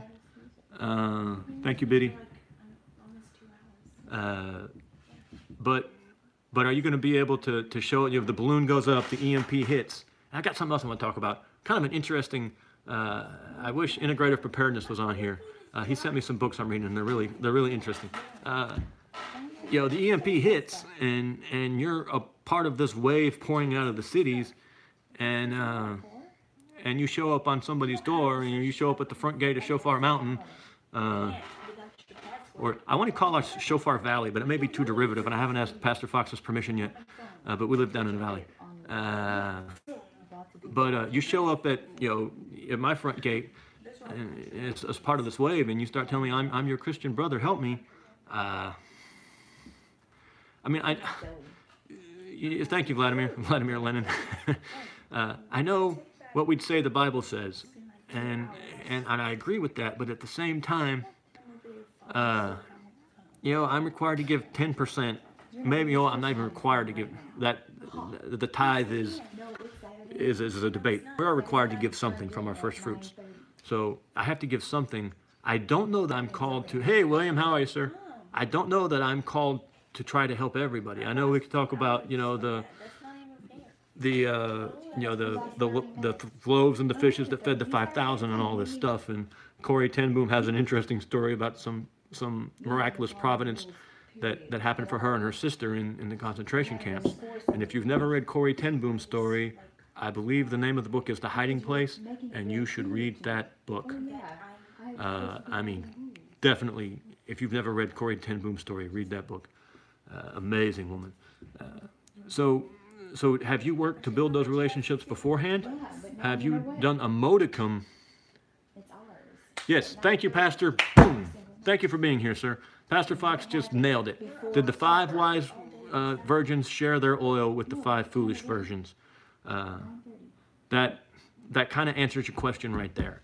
You know, were you wise when the time, you know, did you prepare beforehand? Did you take the 7 good years to prepare for the 7 lean years?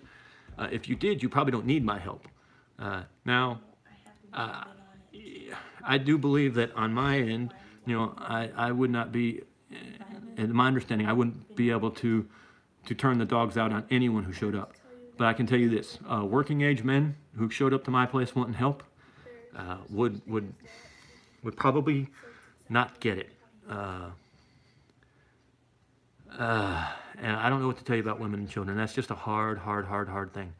And I tell you who you need to be angry at. Don't be angry at me. Be angry at those parents who didn't prepare beforehand.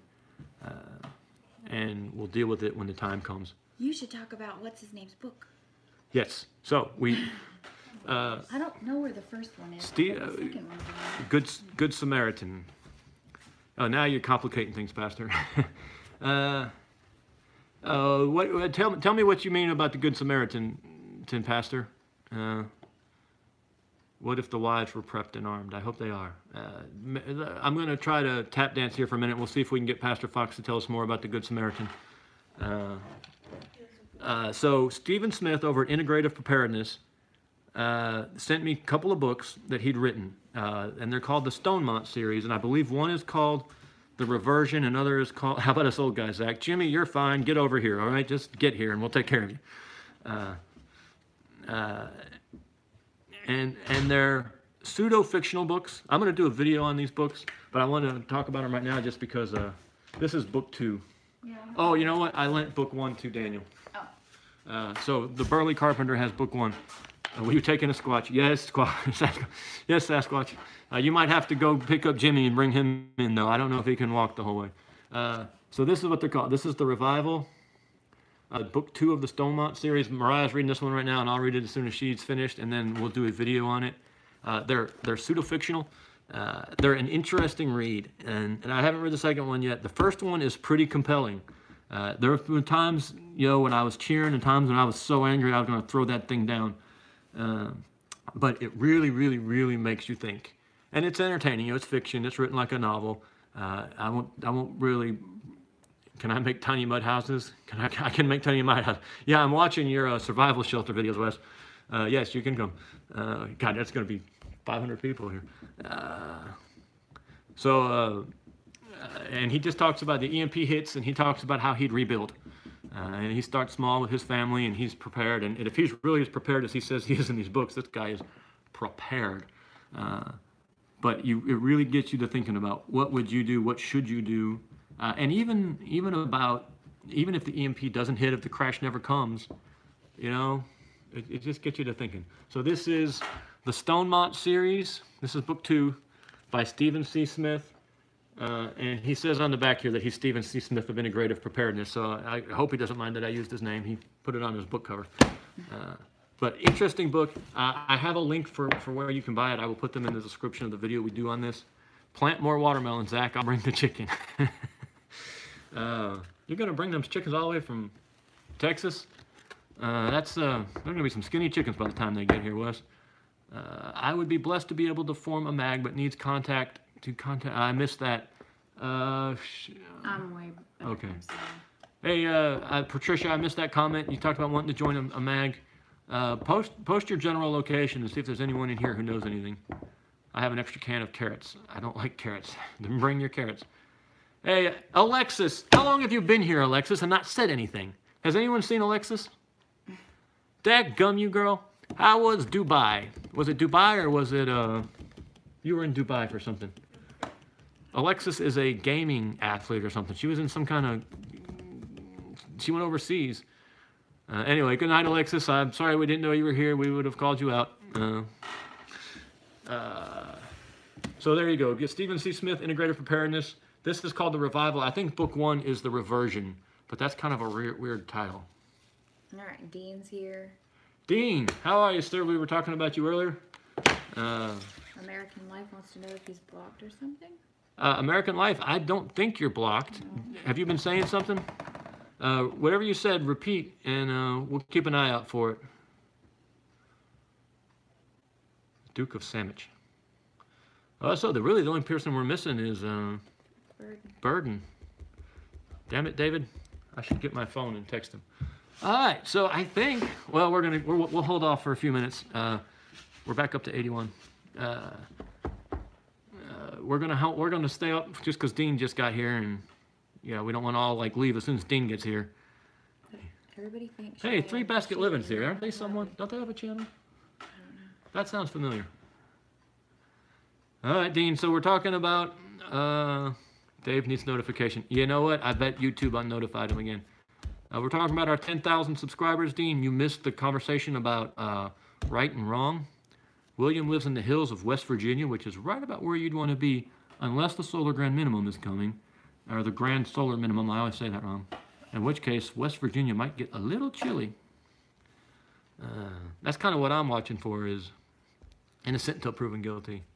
West by God. Oh, go west by God? Or West by God, Virginia?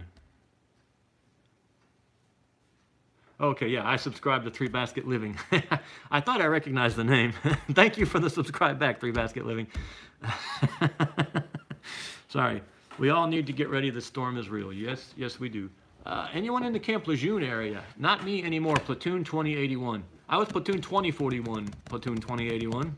But I don't know anyone in the Camp Lejeune area right now. Who is planting? It is time for planting. In fact, Pastor Fox over there should probably already have his brassicas in, right? He should have in his broccoli and his kale and his spinach. And spinach isn't a brassica, is it? No, but it's cold weather. So it's West by God, West Virginia. Okay, yeah. The Wee Hills of North Georgia. LS, you're in North Georgia? I'm in North Georgia. It's time, yeah, ETS, it's time for seed germination. Biddy Boo's in Oklahoma. Anyone who could be in Biddy's mag would be set. That woman loves to cook. Although I question her cooking ability because Rick is kind of skinny. I don't know, Biddy. I have, Pastor Fox is not planting this year. That's interesting. Ozarks, by God. It's his, they're doing, they're Oh, is this the Sabbath year? no, but they're doing it because this is their 7th year. Oh, that's right. Are you Shemitah, yeah.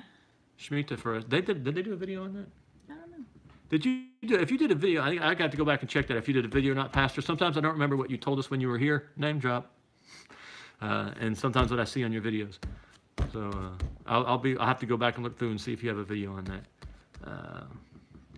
So anywho, we are bringing in the manure right now. Mike Gilbert is in Alabama. Dean, you're in Alabama. 225. Yeah, I've seen pictures of that man, Biddy. He's no 225. He must be really tall. He must be really tall.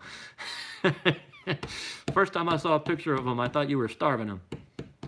What was that movie where Kathy Bates kept the guy tied to the bed and was like breaking his ankles with the Ay caramba, thank you, sir. We appreciate you coming.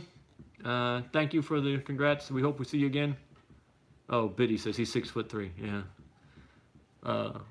It was Kathy Bates, and she had a she kidnapped her favorite author and tied him into a bed, and like he tried to run. Misery. Thank you, Patrick. I'm kidding, Biddy. I'm sure you're an excellent cook. And, I've said it before. That Rick's a fortunate man. We are losing people left and right. Northeast Florida, Terzo Percento's in Northeast Florida, so that's, you know, Southern Alabama. Oh, she used an axe in the book. Yikes. Mike is Northeast Alabama.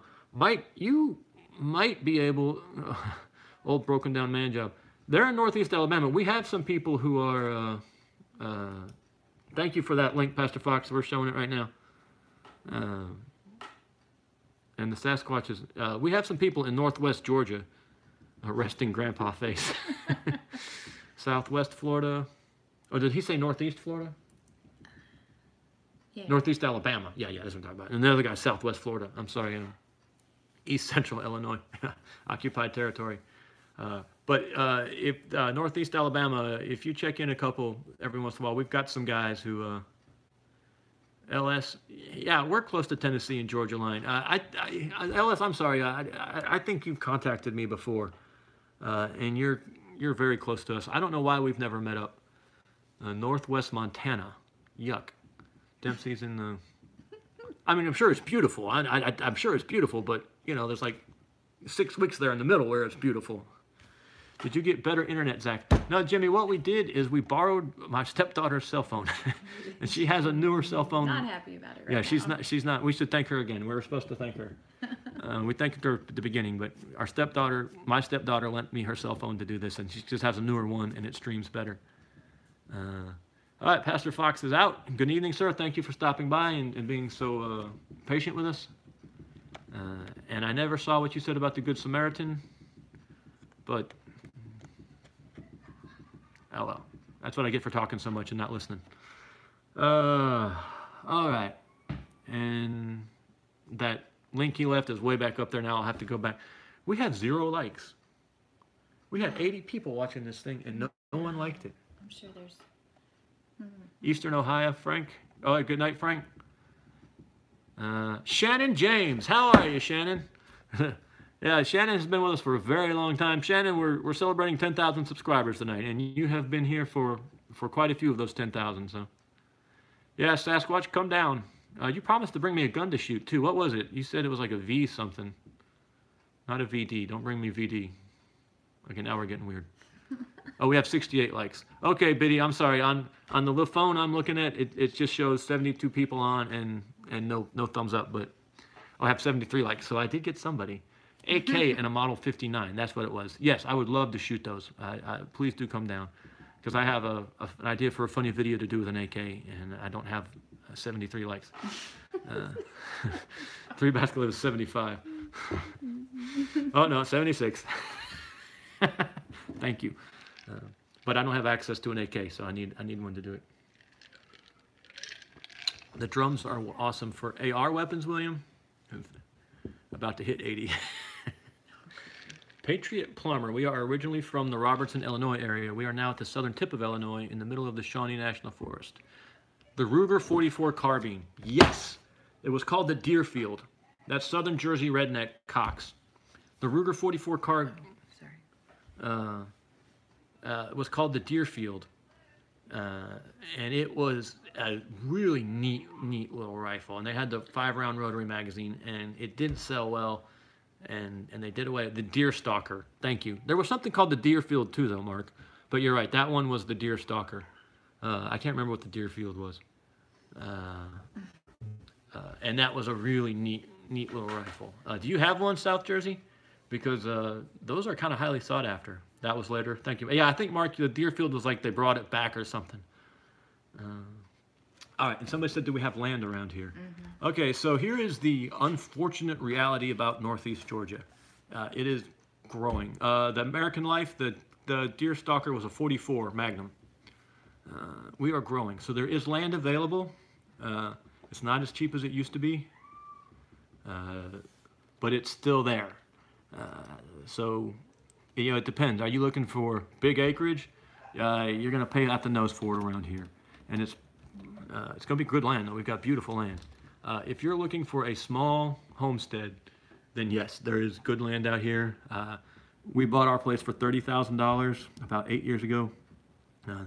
It's got a decent home on it. It's actually got a really nice home on it. And it's got a later model, double wide, and really nice 2.4 acres.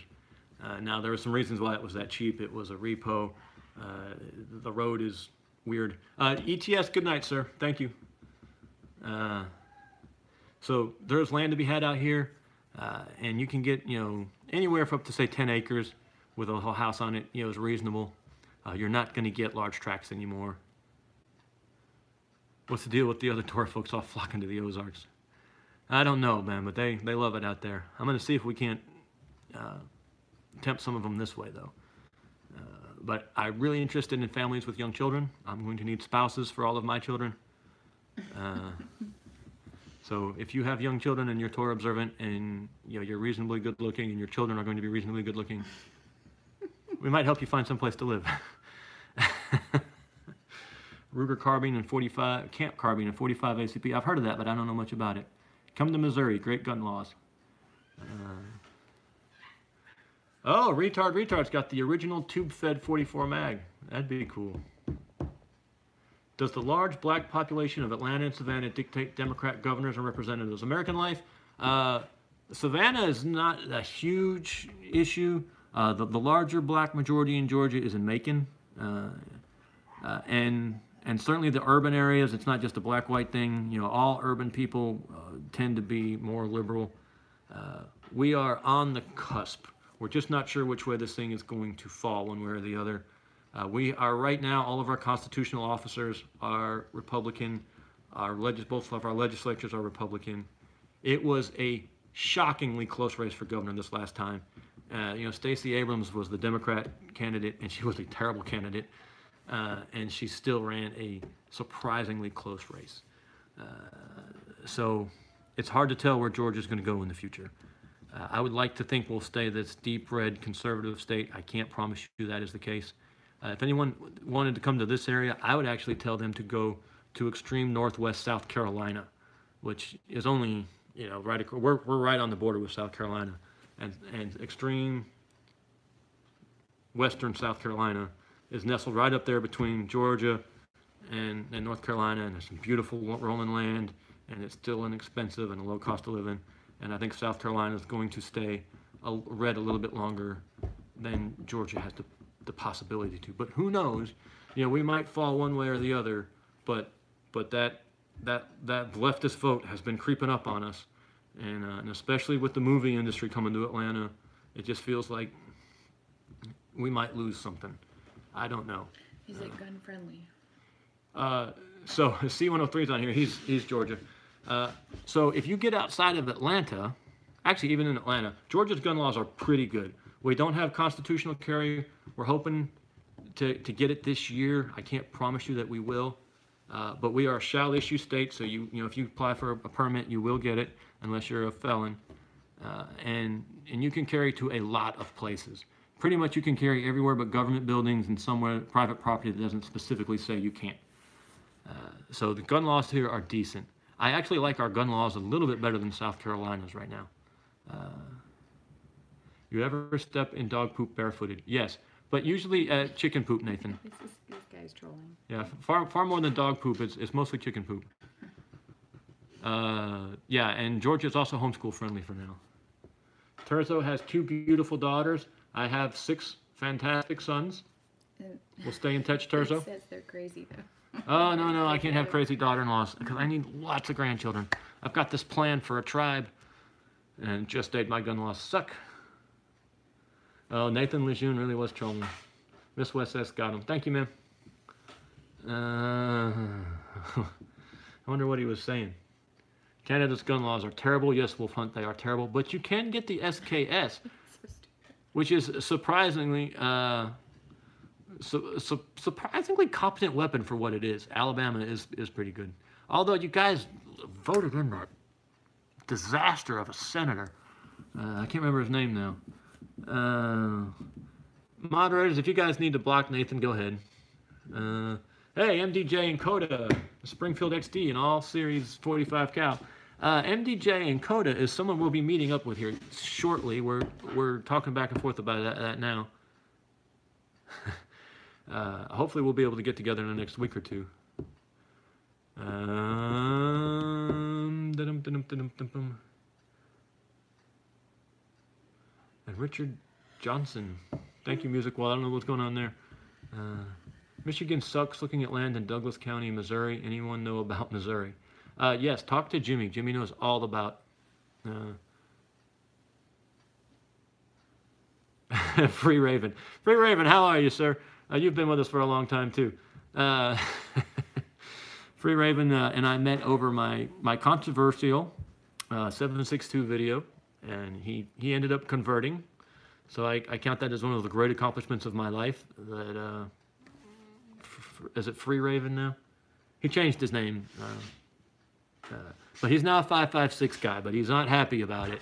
And he still gives me crap about the 762x39. I agree, Raven. However, in Canada, the SKS is the best you can do. Oh, Wolf Hunt, you can get an AR-15. Smoking Locust, this is the cool kid corner, sir. Oh, I'm driving you crazy. Well, I don't want them driving my sons crazy. I'm kidding. I'm sure they're beautiful, wonderful girls. Local news networks here. Text. Oh, Tex is here. Dun, dun, dun. Tex, you got to be on your best behavior. The 762x39 won't even get through blue jeans, huh? Not American blue jeans, Wes. Good to see you, Tex. How are you, sir? Pennsylvania here. Matt M., are you at all connected with the Pennsylvania State Militia? Them boys have it going on. Hey, Frank. Okay, American Life. What's Torah observant mean? That is a loaded question, and I hate it that Pastor Fox just left 10 minutes ago because he might be better suited to answer that question than I am. Torah observant is kind of there's a wide range of people who call themselves Torah observant. There's the Messianic Jews. Those are people who adopt all of the Jewish cultural customs and still believe in Jesus. There's people who call themselves Torah keepers or Torah observant, who this wide range. The basic thing is that we believe in Jesus. We believe in the New Testament. It's the Bible. But we don't believe that the Old Testament was completely done away with. Texas buy silver now. Texas is a silver dealer, by the way. So we take Jesus at his word when he says he didn't come to abolish the law. There were some things that were completed. There were some things that were, well, that gets into a really big debate. So you know what I would say about that, some other Torah observant person would scream about.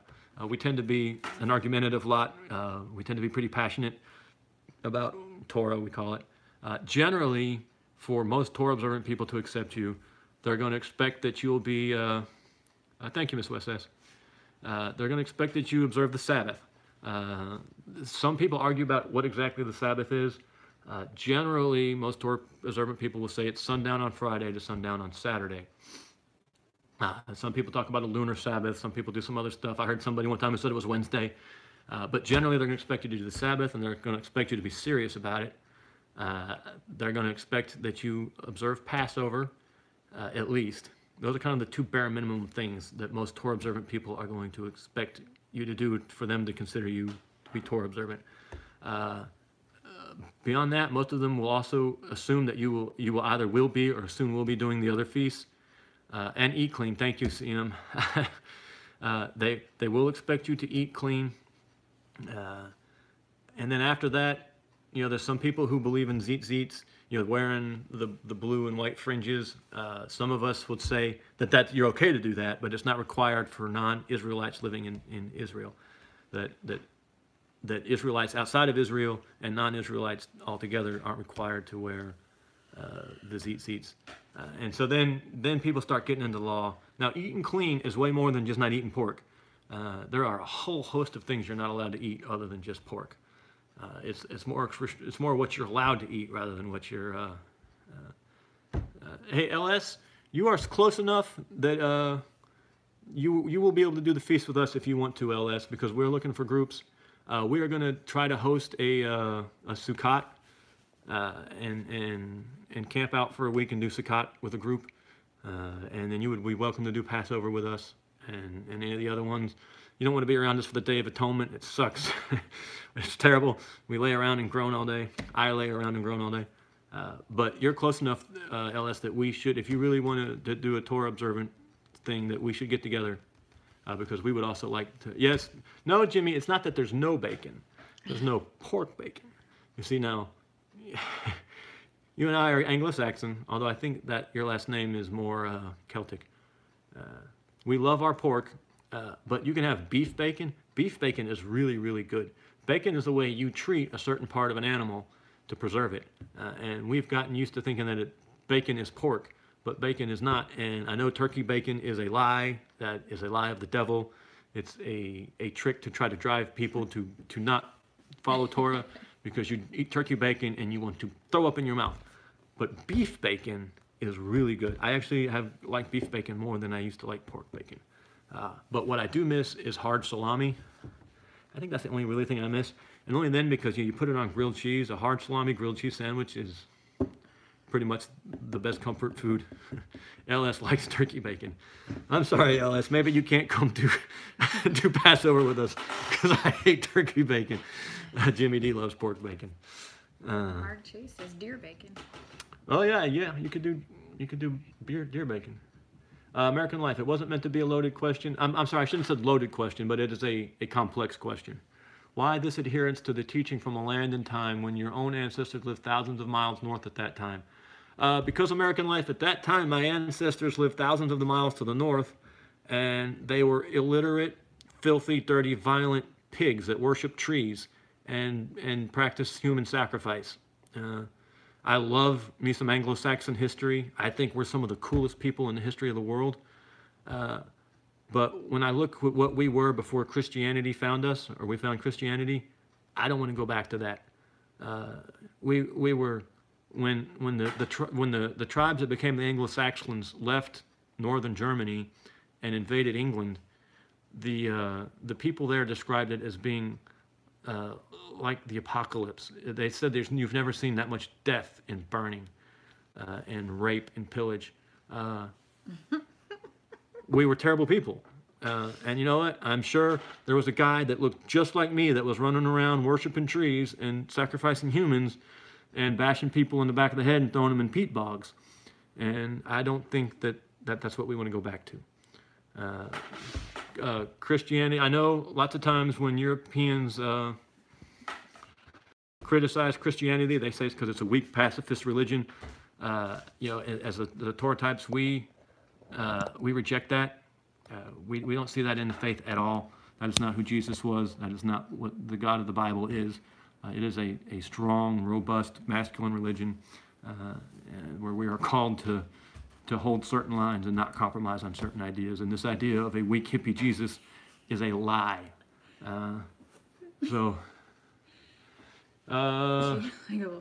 Worshipping trees, obviously, the root of it. Nice, Chief. We haven't had a good Chief Likeable pun in a while. That's well done. Richard Johnson, I agree. Our history is interesting, but we were not nice people.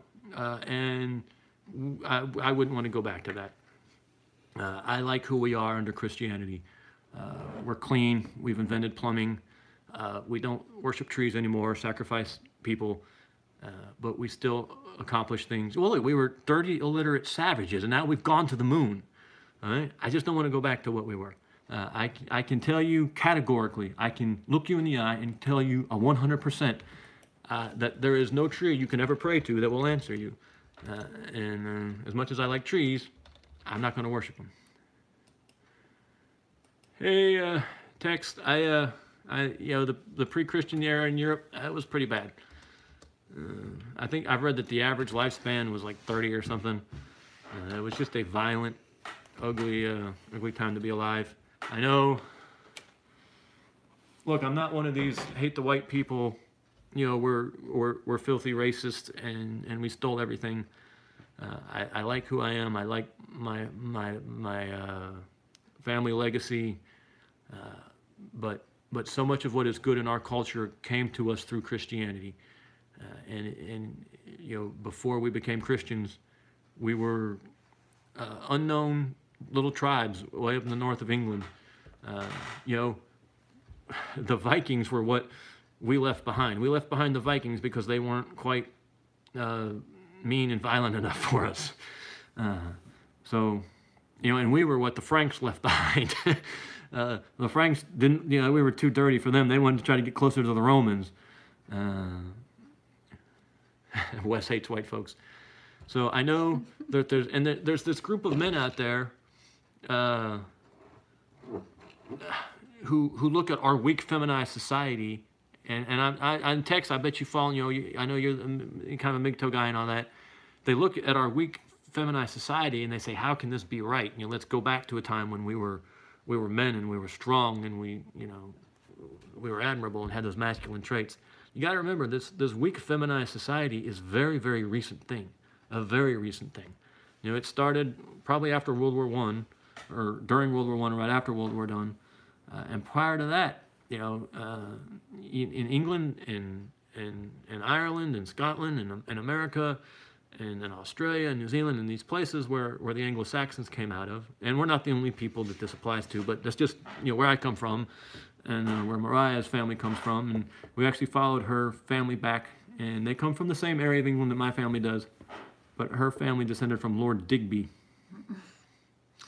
So her family was probably, persecuting my family. They were stealing our potatoes. But we were cool, masculine, strong people, and we built incredible things.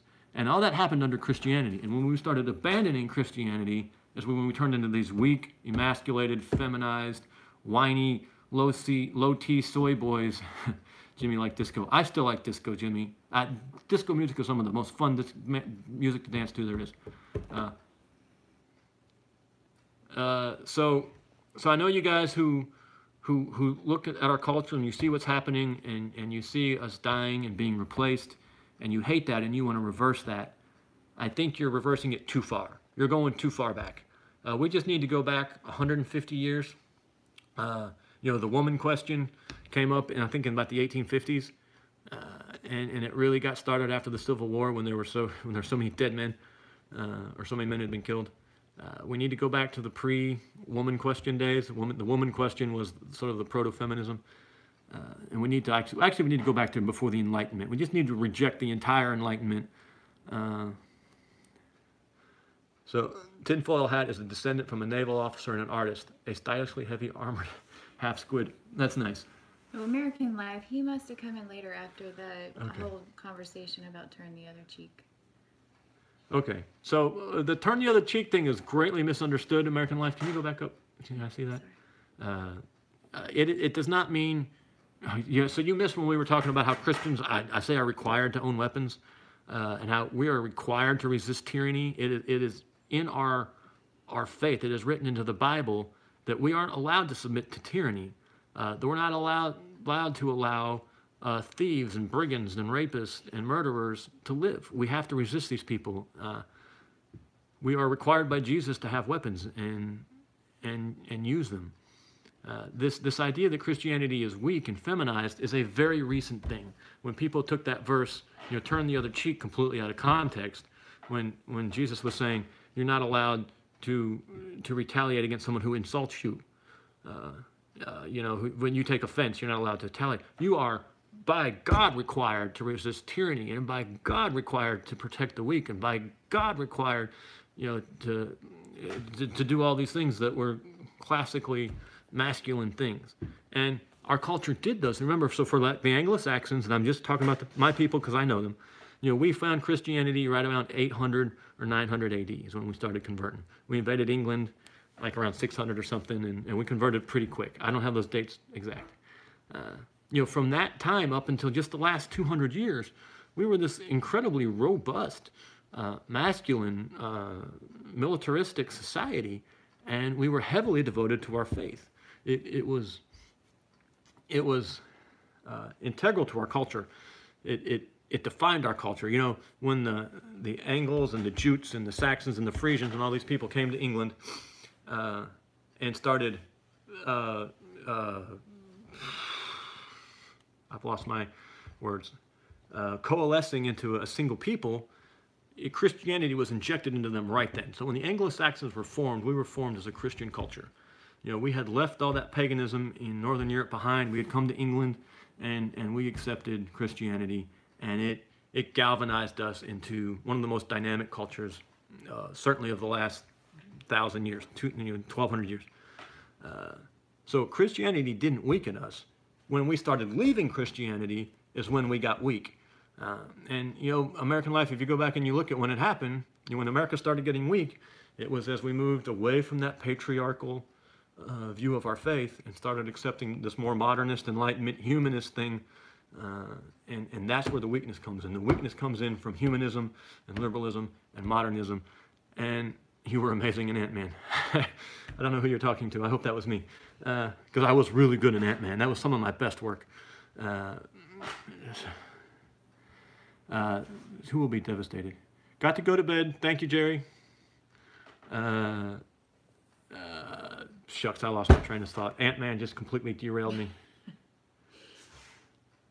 Anyway, so I would say that yes, we are currently a weak, feminized, dying culture.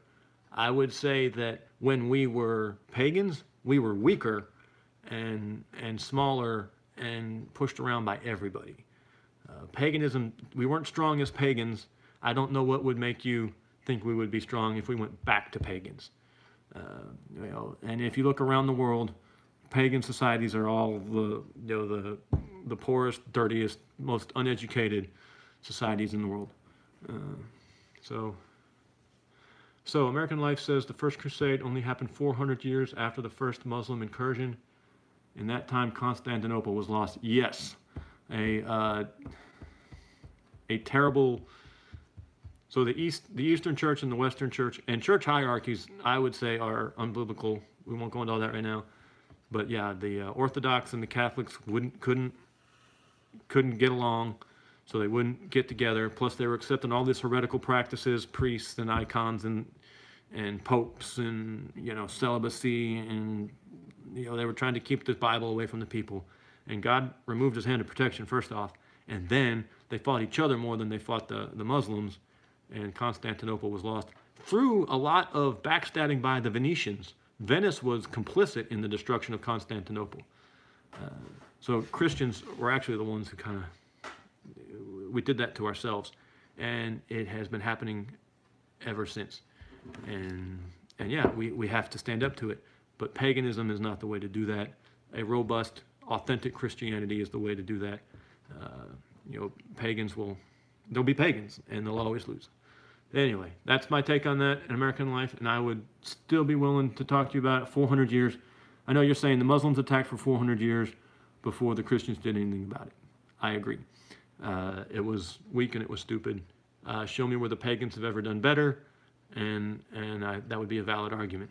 Halfcan, that we were weak as pagans, never thought of that. Yep, you're right. Thank you, Halfcan. Halfcan is part of a really unique culture. He doesn't like me to talk about where he's from. But these people are ancient. You don't need a so-called Bible to receive the truth.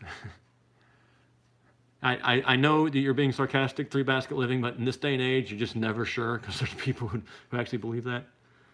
Thank you, Willem. I have read a lot. I have an undisciplined mind that retains weird things. Am I the only one hiding in the bathroom so I can hear? Is the sound bad, Chief?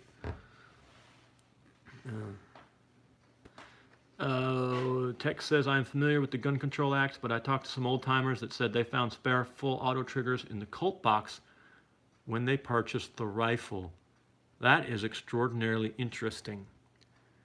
I talked to a guy one time who was going through, an old veteran's widow had given him all this stuff, and he was going through it. And in a tie box, there was like this, it was like almost like a jewelry box, but it was like flat and big, like there was been a necklace in it or something. He opened it up and the lining fell out, and underneath that lining was a selector switch, a really complex looking selector switch. He never did anything with it. He was scared of it, but this old Vietnam vet had a weird selector switch in his old stuff. So I have heard those types of stories before. Who said, does anyone read the KJV? I was reading from the KJV earlier. I love the way the KJV sounds, the King James Version. I sometimes go to a simpler version to try to make sure I'm reading it correctly. There's a lot of good versions out there. There's a couple of bad ones too, but most versions are good. Thank you, Biddy, about the sound. Constantly buffering. I think text that YouTube is censoring you. Yeah, we should be good. All right, let's. What was Three Basket Living saying? You mean the King's version? LOL. Tell me. I'm not sure what you're saying. Three Baskets. Can you give me a little more information? I'm not entirely sure. He wasn't joking when he said that you don't need the Bible to know the truth. Oh. When he said that. Okay. Oh, no, I'm not. Oh, you're not. What? I'm confused now. He's saying you don't need a so-called Bible to receive the truth, and you thought he was joking, but he. Oh, said, so you really no. believe that? Tell me what you mean, Three Basket. Are you not a Bible believer, or? I'd be interested to know what your take is on that. Hey, Brent, thank you. First time. We appreciate you checking us out. The laws will be written on our hearts. So now, Three Basket, would you call yourself like a Pentecostal Christian or a charismatic Christian? Or do you think Christianity isn't the only way? Where are we at here? You're getting bogged down like an AR with a bubble gum in the ball. You're a jackass, Tex. Go watch InRange TV's mud test video, Tex. I think I've told you that before, and you still don't do it. Well, what did Satch just say? Or was that old? I don't know. Restart. CM says restart chat if you are buffering. Thoughts on the Scofield Bible? I assume it's Zionist subversion. I don't know much about the Scofield. Let's see if I can find something here. I've got a little chart in the back of this Bible, but I may not be able to find it quick enough, and if I don't, I won't try to waste all y'all's time with it. I have heard of the Scofield version. I have never heard of a large-scale criticism of it. You talk about Zionist subversion. What you have to watch out for is anyone minimizing the teachings of Paul. If anyone tries to minimize Paul and take him out of Scripture, there's well-meaning people who do so, but that usually always ends somewhere bad. And so when anyone minimizes Paul, that's when my ears go up. I have never heard that the Scofield Bible is all that bad. I can't find my chart that shows me what all the Bibles are based on. I will look that up, and I will look into the Scofield Bible. I don't read it. I don't have a copy of it. I tend to stay with the King James. I like the American Standard, the Revised Standard Version. What else do we have? I don't get too exotic. I stay away from the NIV. It's not awful. You know, it's fine. I just don't like it. Kind of like clocks. But anywho. Okay, American Life's not trolling. I'm probing. It's interesting for me to see how other American patriots think. I didn't think any of your questions were out of line, American Life. I thought they were interesting and thoughtful. Revolting Man, what is your favorite translation? The one you gave me, Sasquatch. All Christian, no denomination. I am that I am. The Father is, was, and always will be. Yeshua is my brother, firstborn, Lord of Lords, Kings of Kings. That's an interesting take, Three Basket. I'd love to talk to you about it more. I'm sure it probably would be too hard to talk about it on a chat, so I won't. Please get your Bible out, Revolting Man. My Bible's right here, William. Seriously? Yes, it's from you, Sasquatch. It's like I smell it, and I can still smell your cologne. I love it.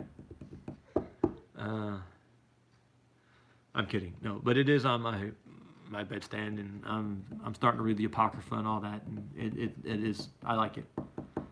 Small Onion likes the New King James Version. I like the New King James Version. I also like the Bible in Basic English. I think that's it. It's pretty good. American Life, sad thing is, it's dual Israeli citizens in our own government who send our sons to die. They surely do want their third temple. All right, so here's my problem with that, American Life. There's not that many of them, and if we're so stupid and easily led, if we're that easily manipulated, then we deserve what we get. So I I think the solution there is to get strong and get smart, and then if there is a secret cabal out there destroying our country, they wouldn't be able to get away with it. Our problem is that our culture is dying. Our culture is weak. Okay, William wants us to go to Luke 17:34. We're going there right now, William.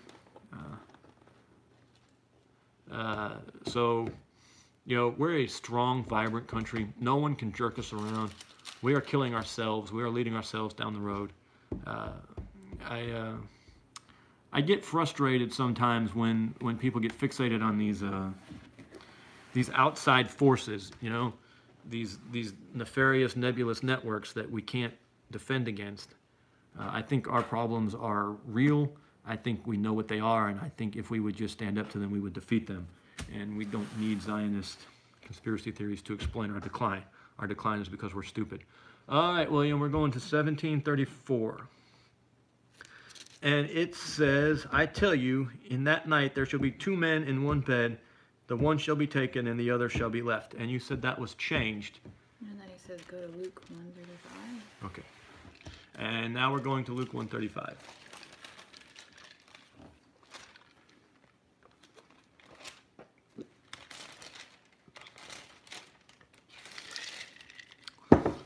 Hey, J-Bo, then stop listening to them.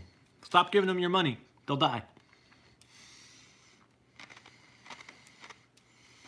Brent is correct.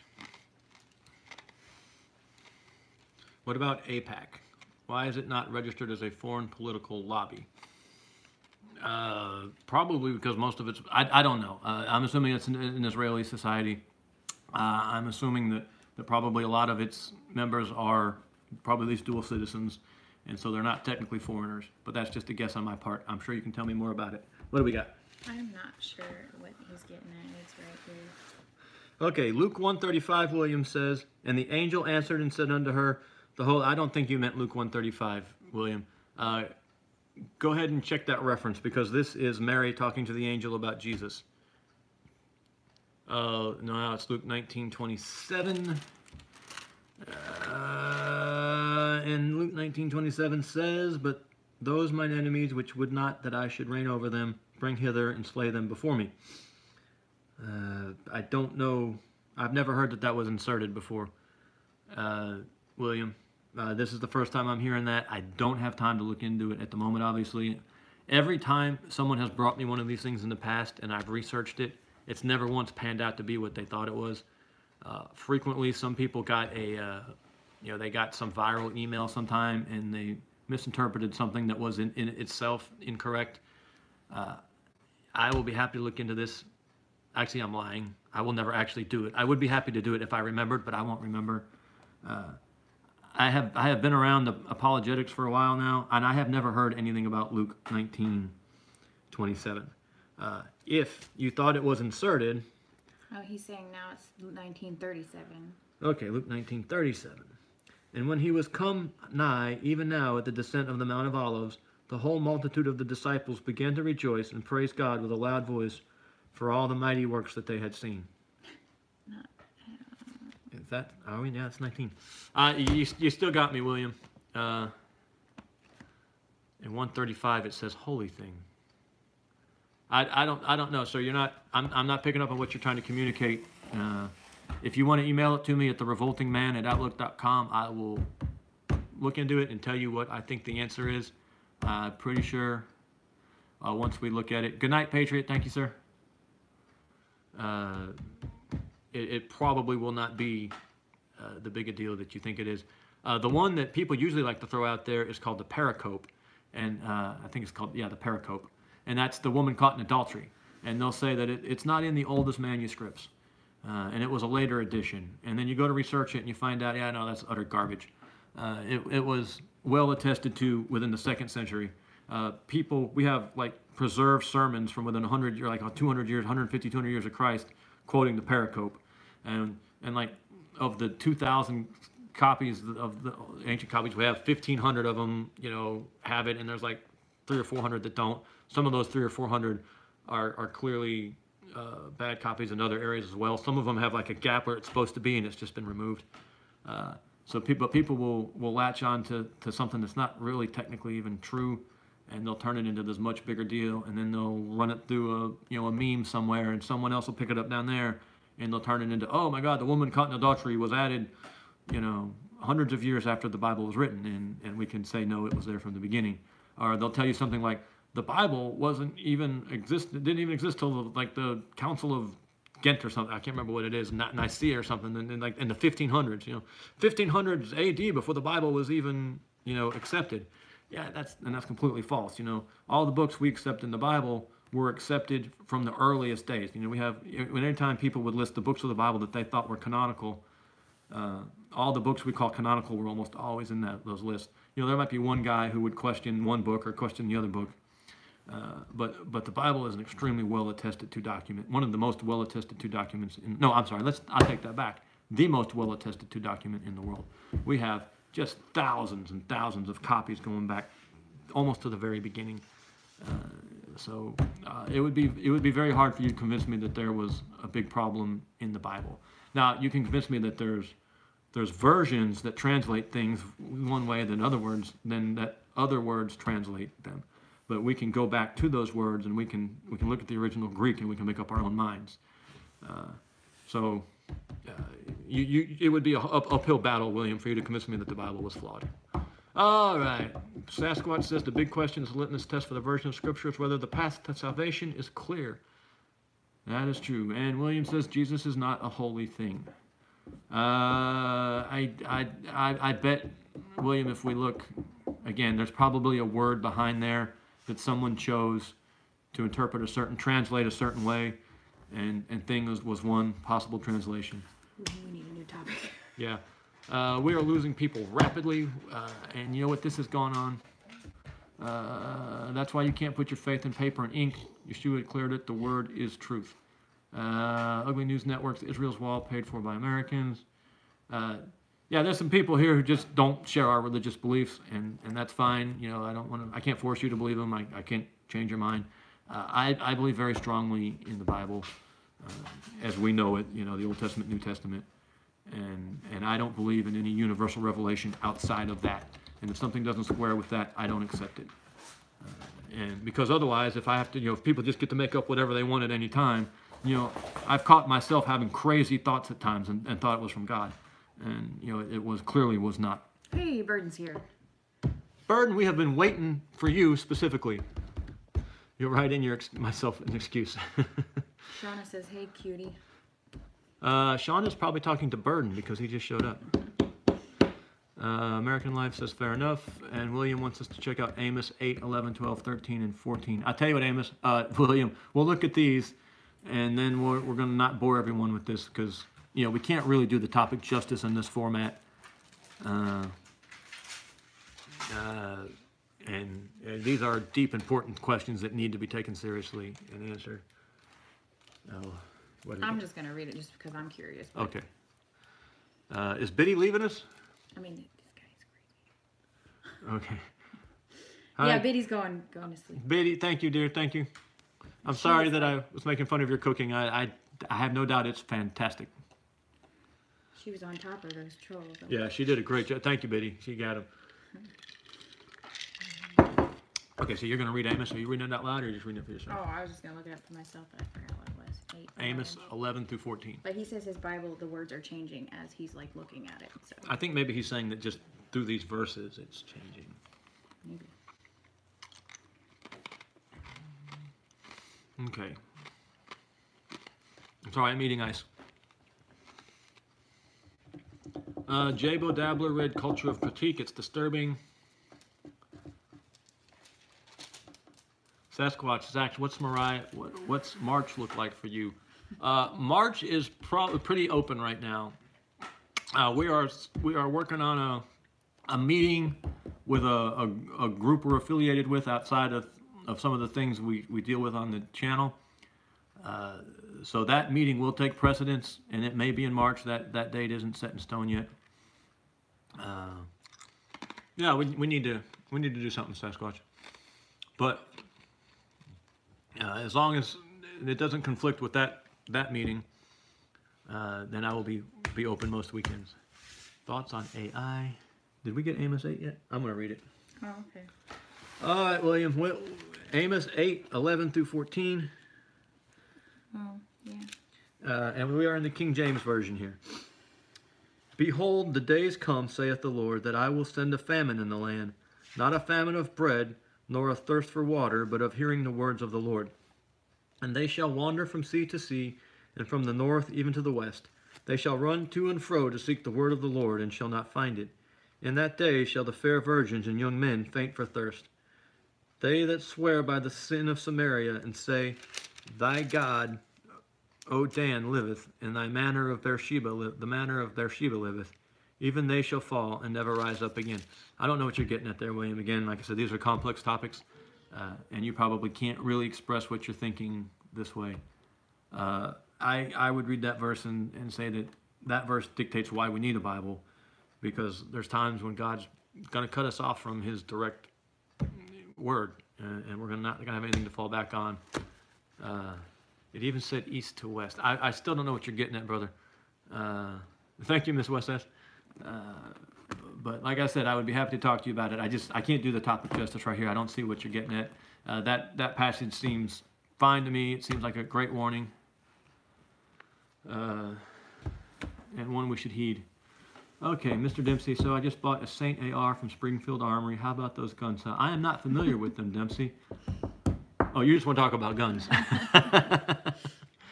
It is, no, I'm sorry, that passage is happening, William. No, I agree with you there.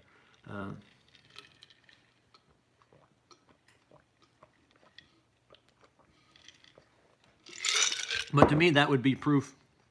Yeah, I opened Jimmy D, and you're probably not going to be happy with me, Jimmy. You just like most of my tactical choices. I open carry for the most part. That's my preferred way to carry. We do not have the garden planned out 3 basket. We were supposed to do that. We're going to do that tomorrow. We're going to figure out what we're doing. It is impossible from north to west. It was east to west. I don't know. You could. Thank you, Smoking Locust. Dean likes your AR, Dempsey. Dang, that made me thirsty, Zach. It's really good, too. So, yeah, I like open carry, Jimmy. I know I watched In-Range TV a lot. I love In-Range and Forgotten Weapons. And Carl on In-Range was talking recently about how open carry isn't tactical. And I thought to myself, well, that must be why the cops in the military don't do it, because it's not cop tactical. And then it occurred to me, oh, wait a minute, no, the cops in the military do open carry. So it must be tactical.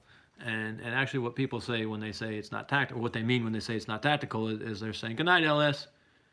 We got 100 likes. Thank you, Wes. Is that it's not practical? I don't know if that's the right word. Yeah, but they talk about being a target and people, taking you out first and stealing your gun and stuff. And those are legitimate concerns to talk about. But don't tell me it's not tactical. Being able to get to your gun faster is more tactical. They're talking about things that lead up to the engagement. Tactical is what happens in the engagement. And in the engagement, being able to get to your gun faster is more tactical. So, if you don't like open carry, and I'm not saying that you do, Jimmy, I'm just, I know you like to talk about these things. I get that, but don't tell me it's not tactical. Talk to me about the no OPSEC. That's a really good point, Mark. There is no OPSEC. Dempsey really likes these Springfield ARs. Are you talking to me, Jimmy, or Sasquatch? I don't even know now. Hey, CM. Good night, ma'am. Thank you. Yeah, and open carry here is legal with a permit. You can open and conceal. They call it a weapons carry license. They don't even call it a concealed carry license because you have to have it to carry either way.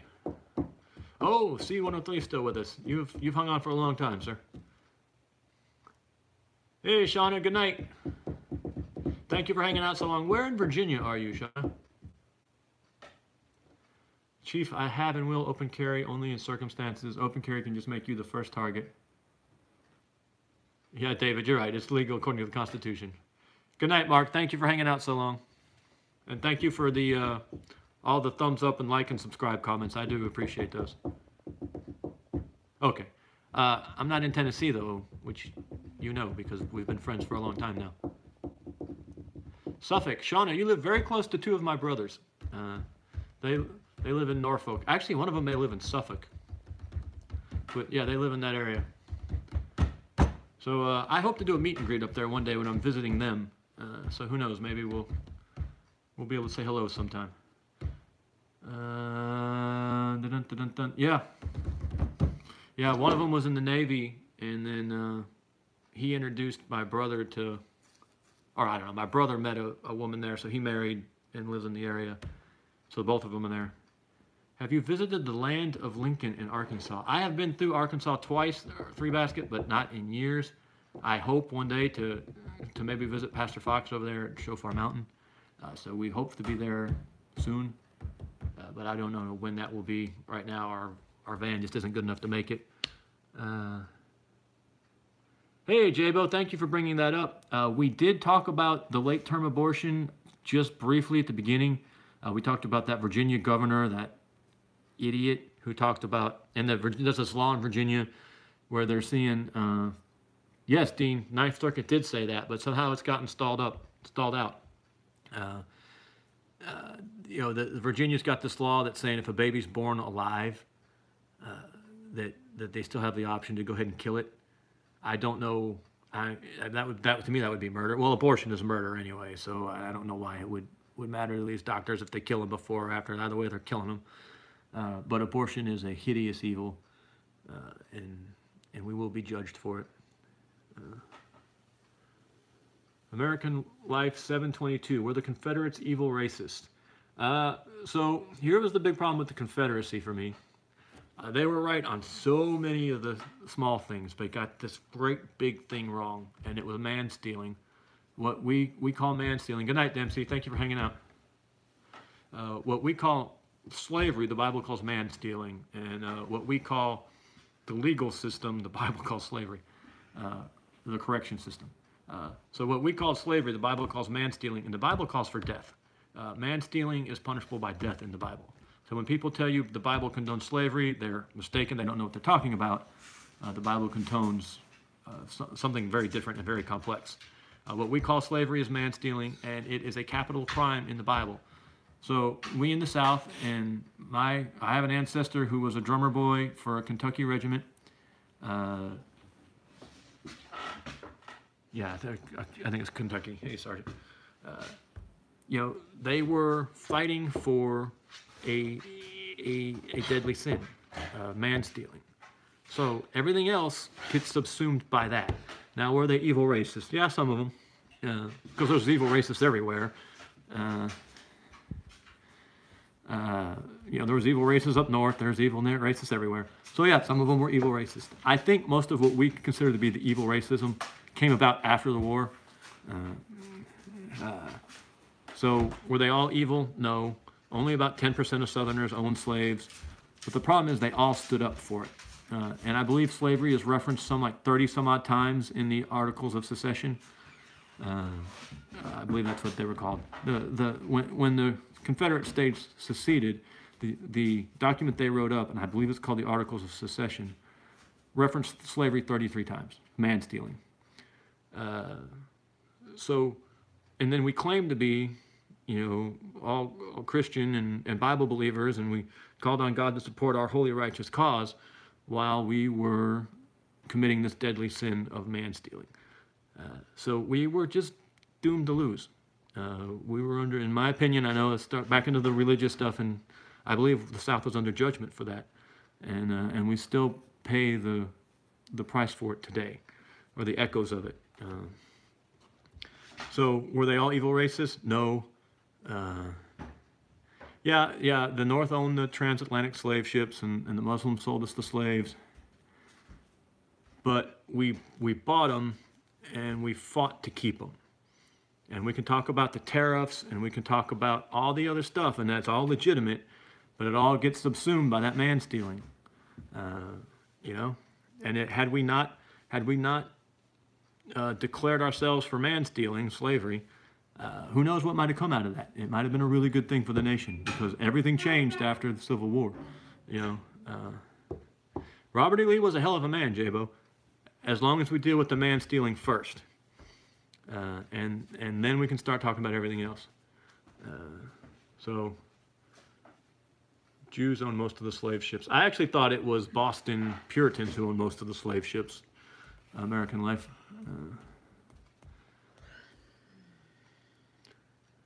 A spider.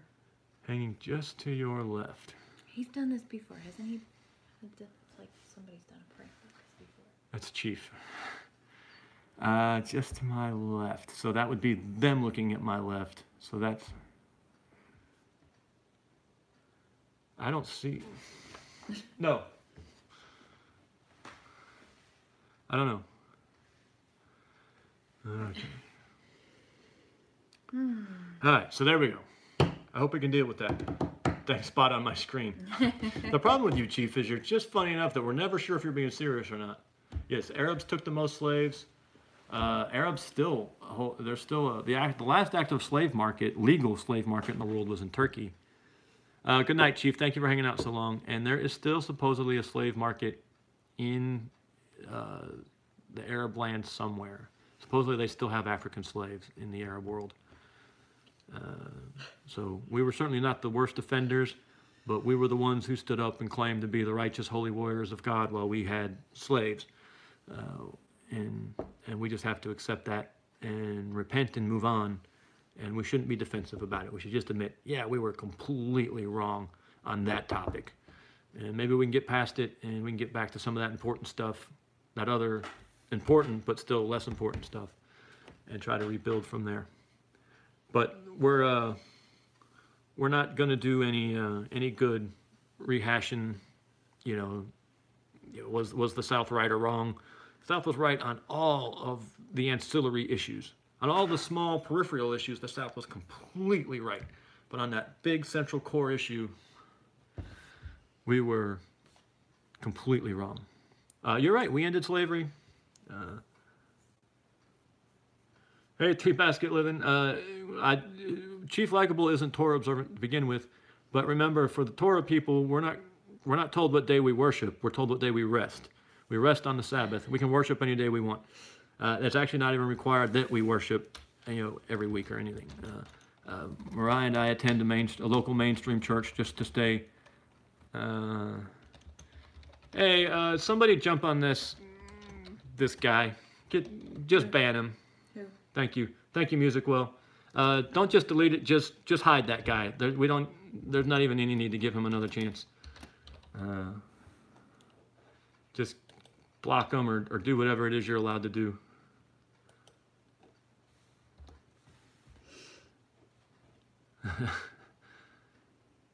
Were you sleepy over there?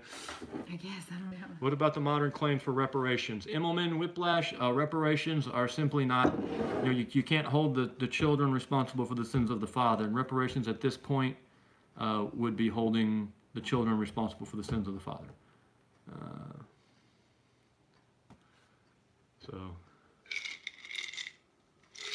Hey, Mrs. West S, can you just get rid of that guy? I think you've got all the power available. So if you can just block him entirely, just do it. Who you want me to kill? I can't even say his name, Wes. It's his screen name is so offensive that. American Life. Sorry about him. Yeah, I'm not going to associate the morons with the thoughtful people. Immelman's glad I feel that way. I'm sorry I could not explain it. It's not what that man is rewriting. I was devastated. To me, it's changing as you have it in your hand. Luke 1:34-5. Read the whole thing. All right, William, I will. Is this only in the King James Version, or is it in other versions too? Thank you, Wes and Mrs. Wes S. Yes, Squash. Three Basket wants to get him. Sean is still with us. I thought you were going to bed, Sean. I actually don't know that guy. I meant Guy. Yeah, I know you meant Guy. Oh, yeah. Yeah, Burden, you're right. You asked Sasquatch. You should have a wrench right now. Post a comment, Sasquatch, so we can See if you got the wrench. Give Wes a wrench too. He's supposed to be. Yeah, okay, you've got the wrench. And we're about to give Wes a winch. Wes already has a winch. Stop it. All right, we're giving you a wrench, wench. We're giving the wench a wrench. All right, well, I think we have dealt with some major issues this evening. To block them, we need a PC. I think you can do it from a... Oh, it doesn't matter. Well, you know more than I do, Wes.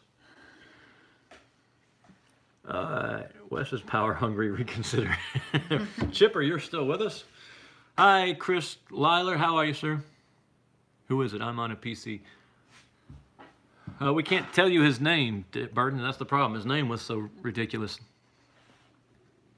Yes, the wrenches remove the nuts. That's pretty funny. Just Aid. It doesn't happen a whole lot. We have a pretty good crew over here, and we don't usually get the... Don't give me a wrench. I really like you guys, though. Wholesome white family. Well, thank you, American Life. Although I would say we are not, a completely white family. We have members of our family who are very dear to us, who we're very proud of, who are not what you would call white. I don't really buy into the white thing. Legacy comes through the father. There are men running around here with very African features, who's are in the legacy of a European slave owner who impregnated their grandmothers at some point. And then there are, and we know this for a fact, there's white guys running, white people running around whose lineage is through Africa. And just because you have a certain look doesn't mean that you weren't, that your lineage is out of Europe or out of Africa. We mistake physical features for racial traits, and we know for a fact that racial traits change with location and diet and stuff.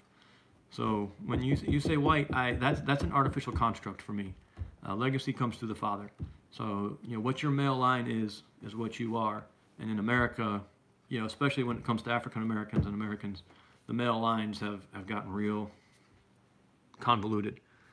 I am just ugly. Blessed be the name of the Lord. A lot of guys get mad at me when I say that, American Life, but there's black people who pass for whites all the time, and because probably they are white. At some point their great grandfather or grandfather was a white guy, and vice versa. It worked both ways. So I kind of reject that white label. I am Anglo-Saxon. There are a lot of black Anglo-Saxons running around here because an Anglo-Saxon man, made a child with an African woman, and that is now an Anglo-Saxon line coming from there. May have all African features, but it's an Anglo-Saxon line. The British Civil Service told me I wasn't white. We're all God's children, just most choose to deny him. Like Sean King, a white guy who calls himself black. Like I said, that this white-black thing for me, American Life, is just not, it's not an accurate reflection. So, there we go. There was some guys at one point, and it was kind of fun. It was like a subreddit thread or something, but they were talking about me, and they were wanting to know, would I be the next America's Varg? This is the Thulian perspective, I think, or something, and he's a crazy, he's a crazy guy. I think he's a white supremacist, and they were talking, could the Revolting Man be a Varg-like character for America? And they were interested in my ideas on race. And unfortunately, I had to, maybe I'm not unfortunately, but I would have liked to have had a big influx of viewers, but I just don't buy into this black-white thing. And one of the great lies the liberals tell us is that African Americans have all these negative social indicators that are so high, drug addiction and incarceration and all this stuff, and we have to help African Americans, because it's really it's racism hidden in a thin veneer. All these poor African Americans, we have to help them be more like us. But the truth is, And American Life, I don't know much about Varg, so I don't want to paint him with a broad brush. I'm just saying these guys were talking, could I be a Varg figure for America? And some of the racial things are what they were interested in. Anyway, where was I? Oh, these liberals who will tell you, oh, African Americans, their negative social indicators are so high. This is indicative of racism. We have to help these poor African Americans be more like white people. But if you control your groups for one thing, if you control for one thing, all African American social negative indicators come up to the exact level of white people's, and we look exactly the same. When alcoholism, incarceration rates, drug abuse, domestic violence, all this stuff, we're exactly the same if you control for one thing, and that is children raised in a home by both parents, by their biological parents. Children, if you control for children raised by both biological parents, our negative social indicators are identical across the board. And it tells you that all this liberal crap about the poor African Americans, we have to help them. And the answer is that no, we have to stop hurting them, by all these social programs and focusing on destroying their families and pushing this modern liberal, the family can be anything thing.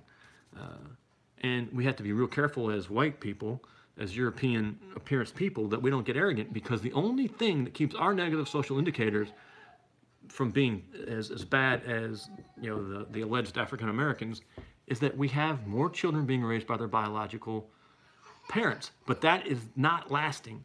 Our rates on that are dropping, and as they are, our negative social indicators are coming up. And there's a lot of arrogant white people in this country who are about to find out that they're no better than all these other people they were looking down on. It was our way of life that worked. It was our culture that worked. And when black people turned away from that culture, because they were up and coming in the 20s and 30s, and then they felt like they needed to try something different, and they left that conservative Christian-based thing and sort of embraced a more humanist liberal thing, and it started destroying their communities, just like it's destroying our communities now. We're 20 years behind them, but if you adopt those beliefs and those styles of living, I don't care what your color is, I don't care what your racial background is, you will get those results. Now the libs went after the black people first because they were smaller and they were aggrieved, and they were looking for a new way, and they went in there and convinced them to try this new way, and it didn't work. We have followed right behind them, and we need to stop thinking that we're somehow superior. We were blessed with forefathers who raised us the right way, and the more we turn around away from that, the less successful our culture is going to be. And we see it day in, day out. And that's what we talked about earlier with American Life. We were talking about, it wasn't Christianity that made us weak. It's when we went away from Christianity that we started getting weak. And the African Americans are just a little bit ahead of us on that because they were an easier target. But we are right behind them. American Life's an interesting guy. You're keeping the conversation kind of going. I'm blue collar. I have been around the country quite a bit. I haven't come to white nationalism without cause. I'm also not an absolutist on the matter. Well, now, here's what I'll say, American Life. I'm for segregation, but I'm for ideological segregation. If we took every non-white person out of the country, we would still have a shocking amount of liberals. And liberals are the problem. You can also look, we've got, Clarence Thomas is one of the heroes of the Republic. He's stood in the gap for this country against just crushing criticism on, and he stood in the gap anyway. I would never want to lose Clarence Thomas. I would love to get rid of Nancy Pelosi. Nancy Pelosi is white European. The problem is not white European. The problem is not people of color. It's liberals. It's people with stupid ideologies. Lenin and Marx were Europeans. I wouldn't want to ever lose a Clarence Thomas, and I would do anything I could to get the Pelosi's and the Schumers and the Obamas, but again, not because he's black, because he's an idiot. All these people, the libs are the ones we don't want. You get rid of all the colored people, you still have a lot of liberals. you haven't solved your problem. You got to get rid of all those liberal white people too. And if you got rid of all the colored people, you lose the Clarence Thomases, you lose the Herman Cains, the J.C. Watts, the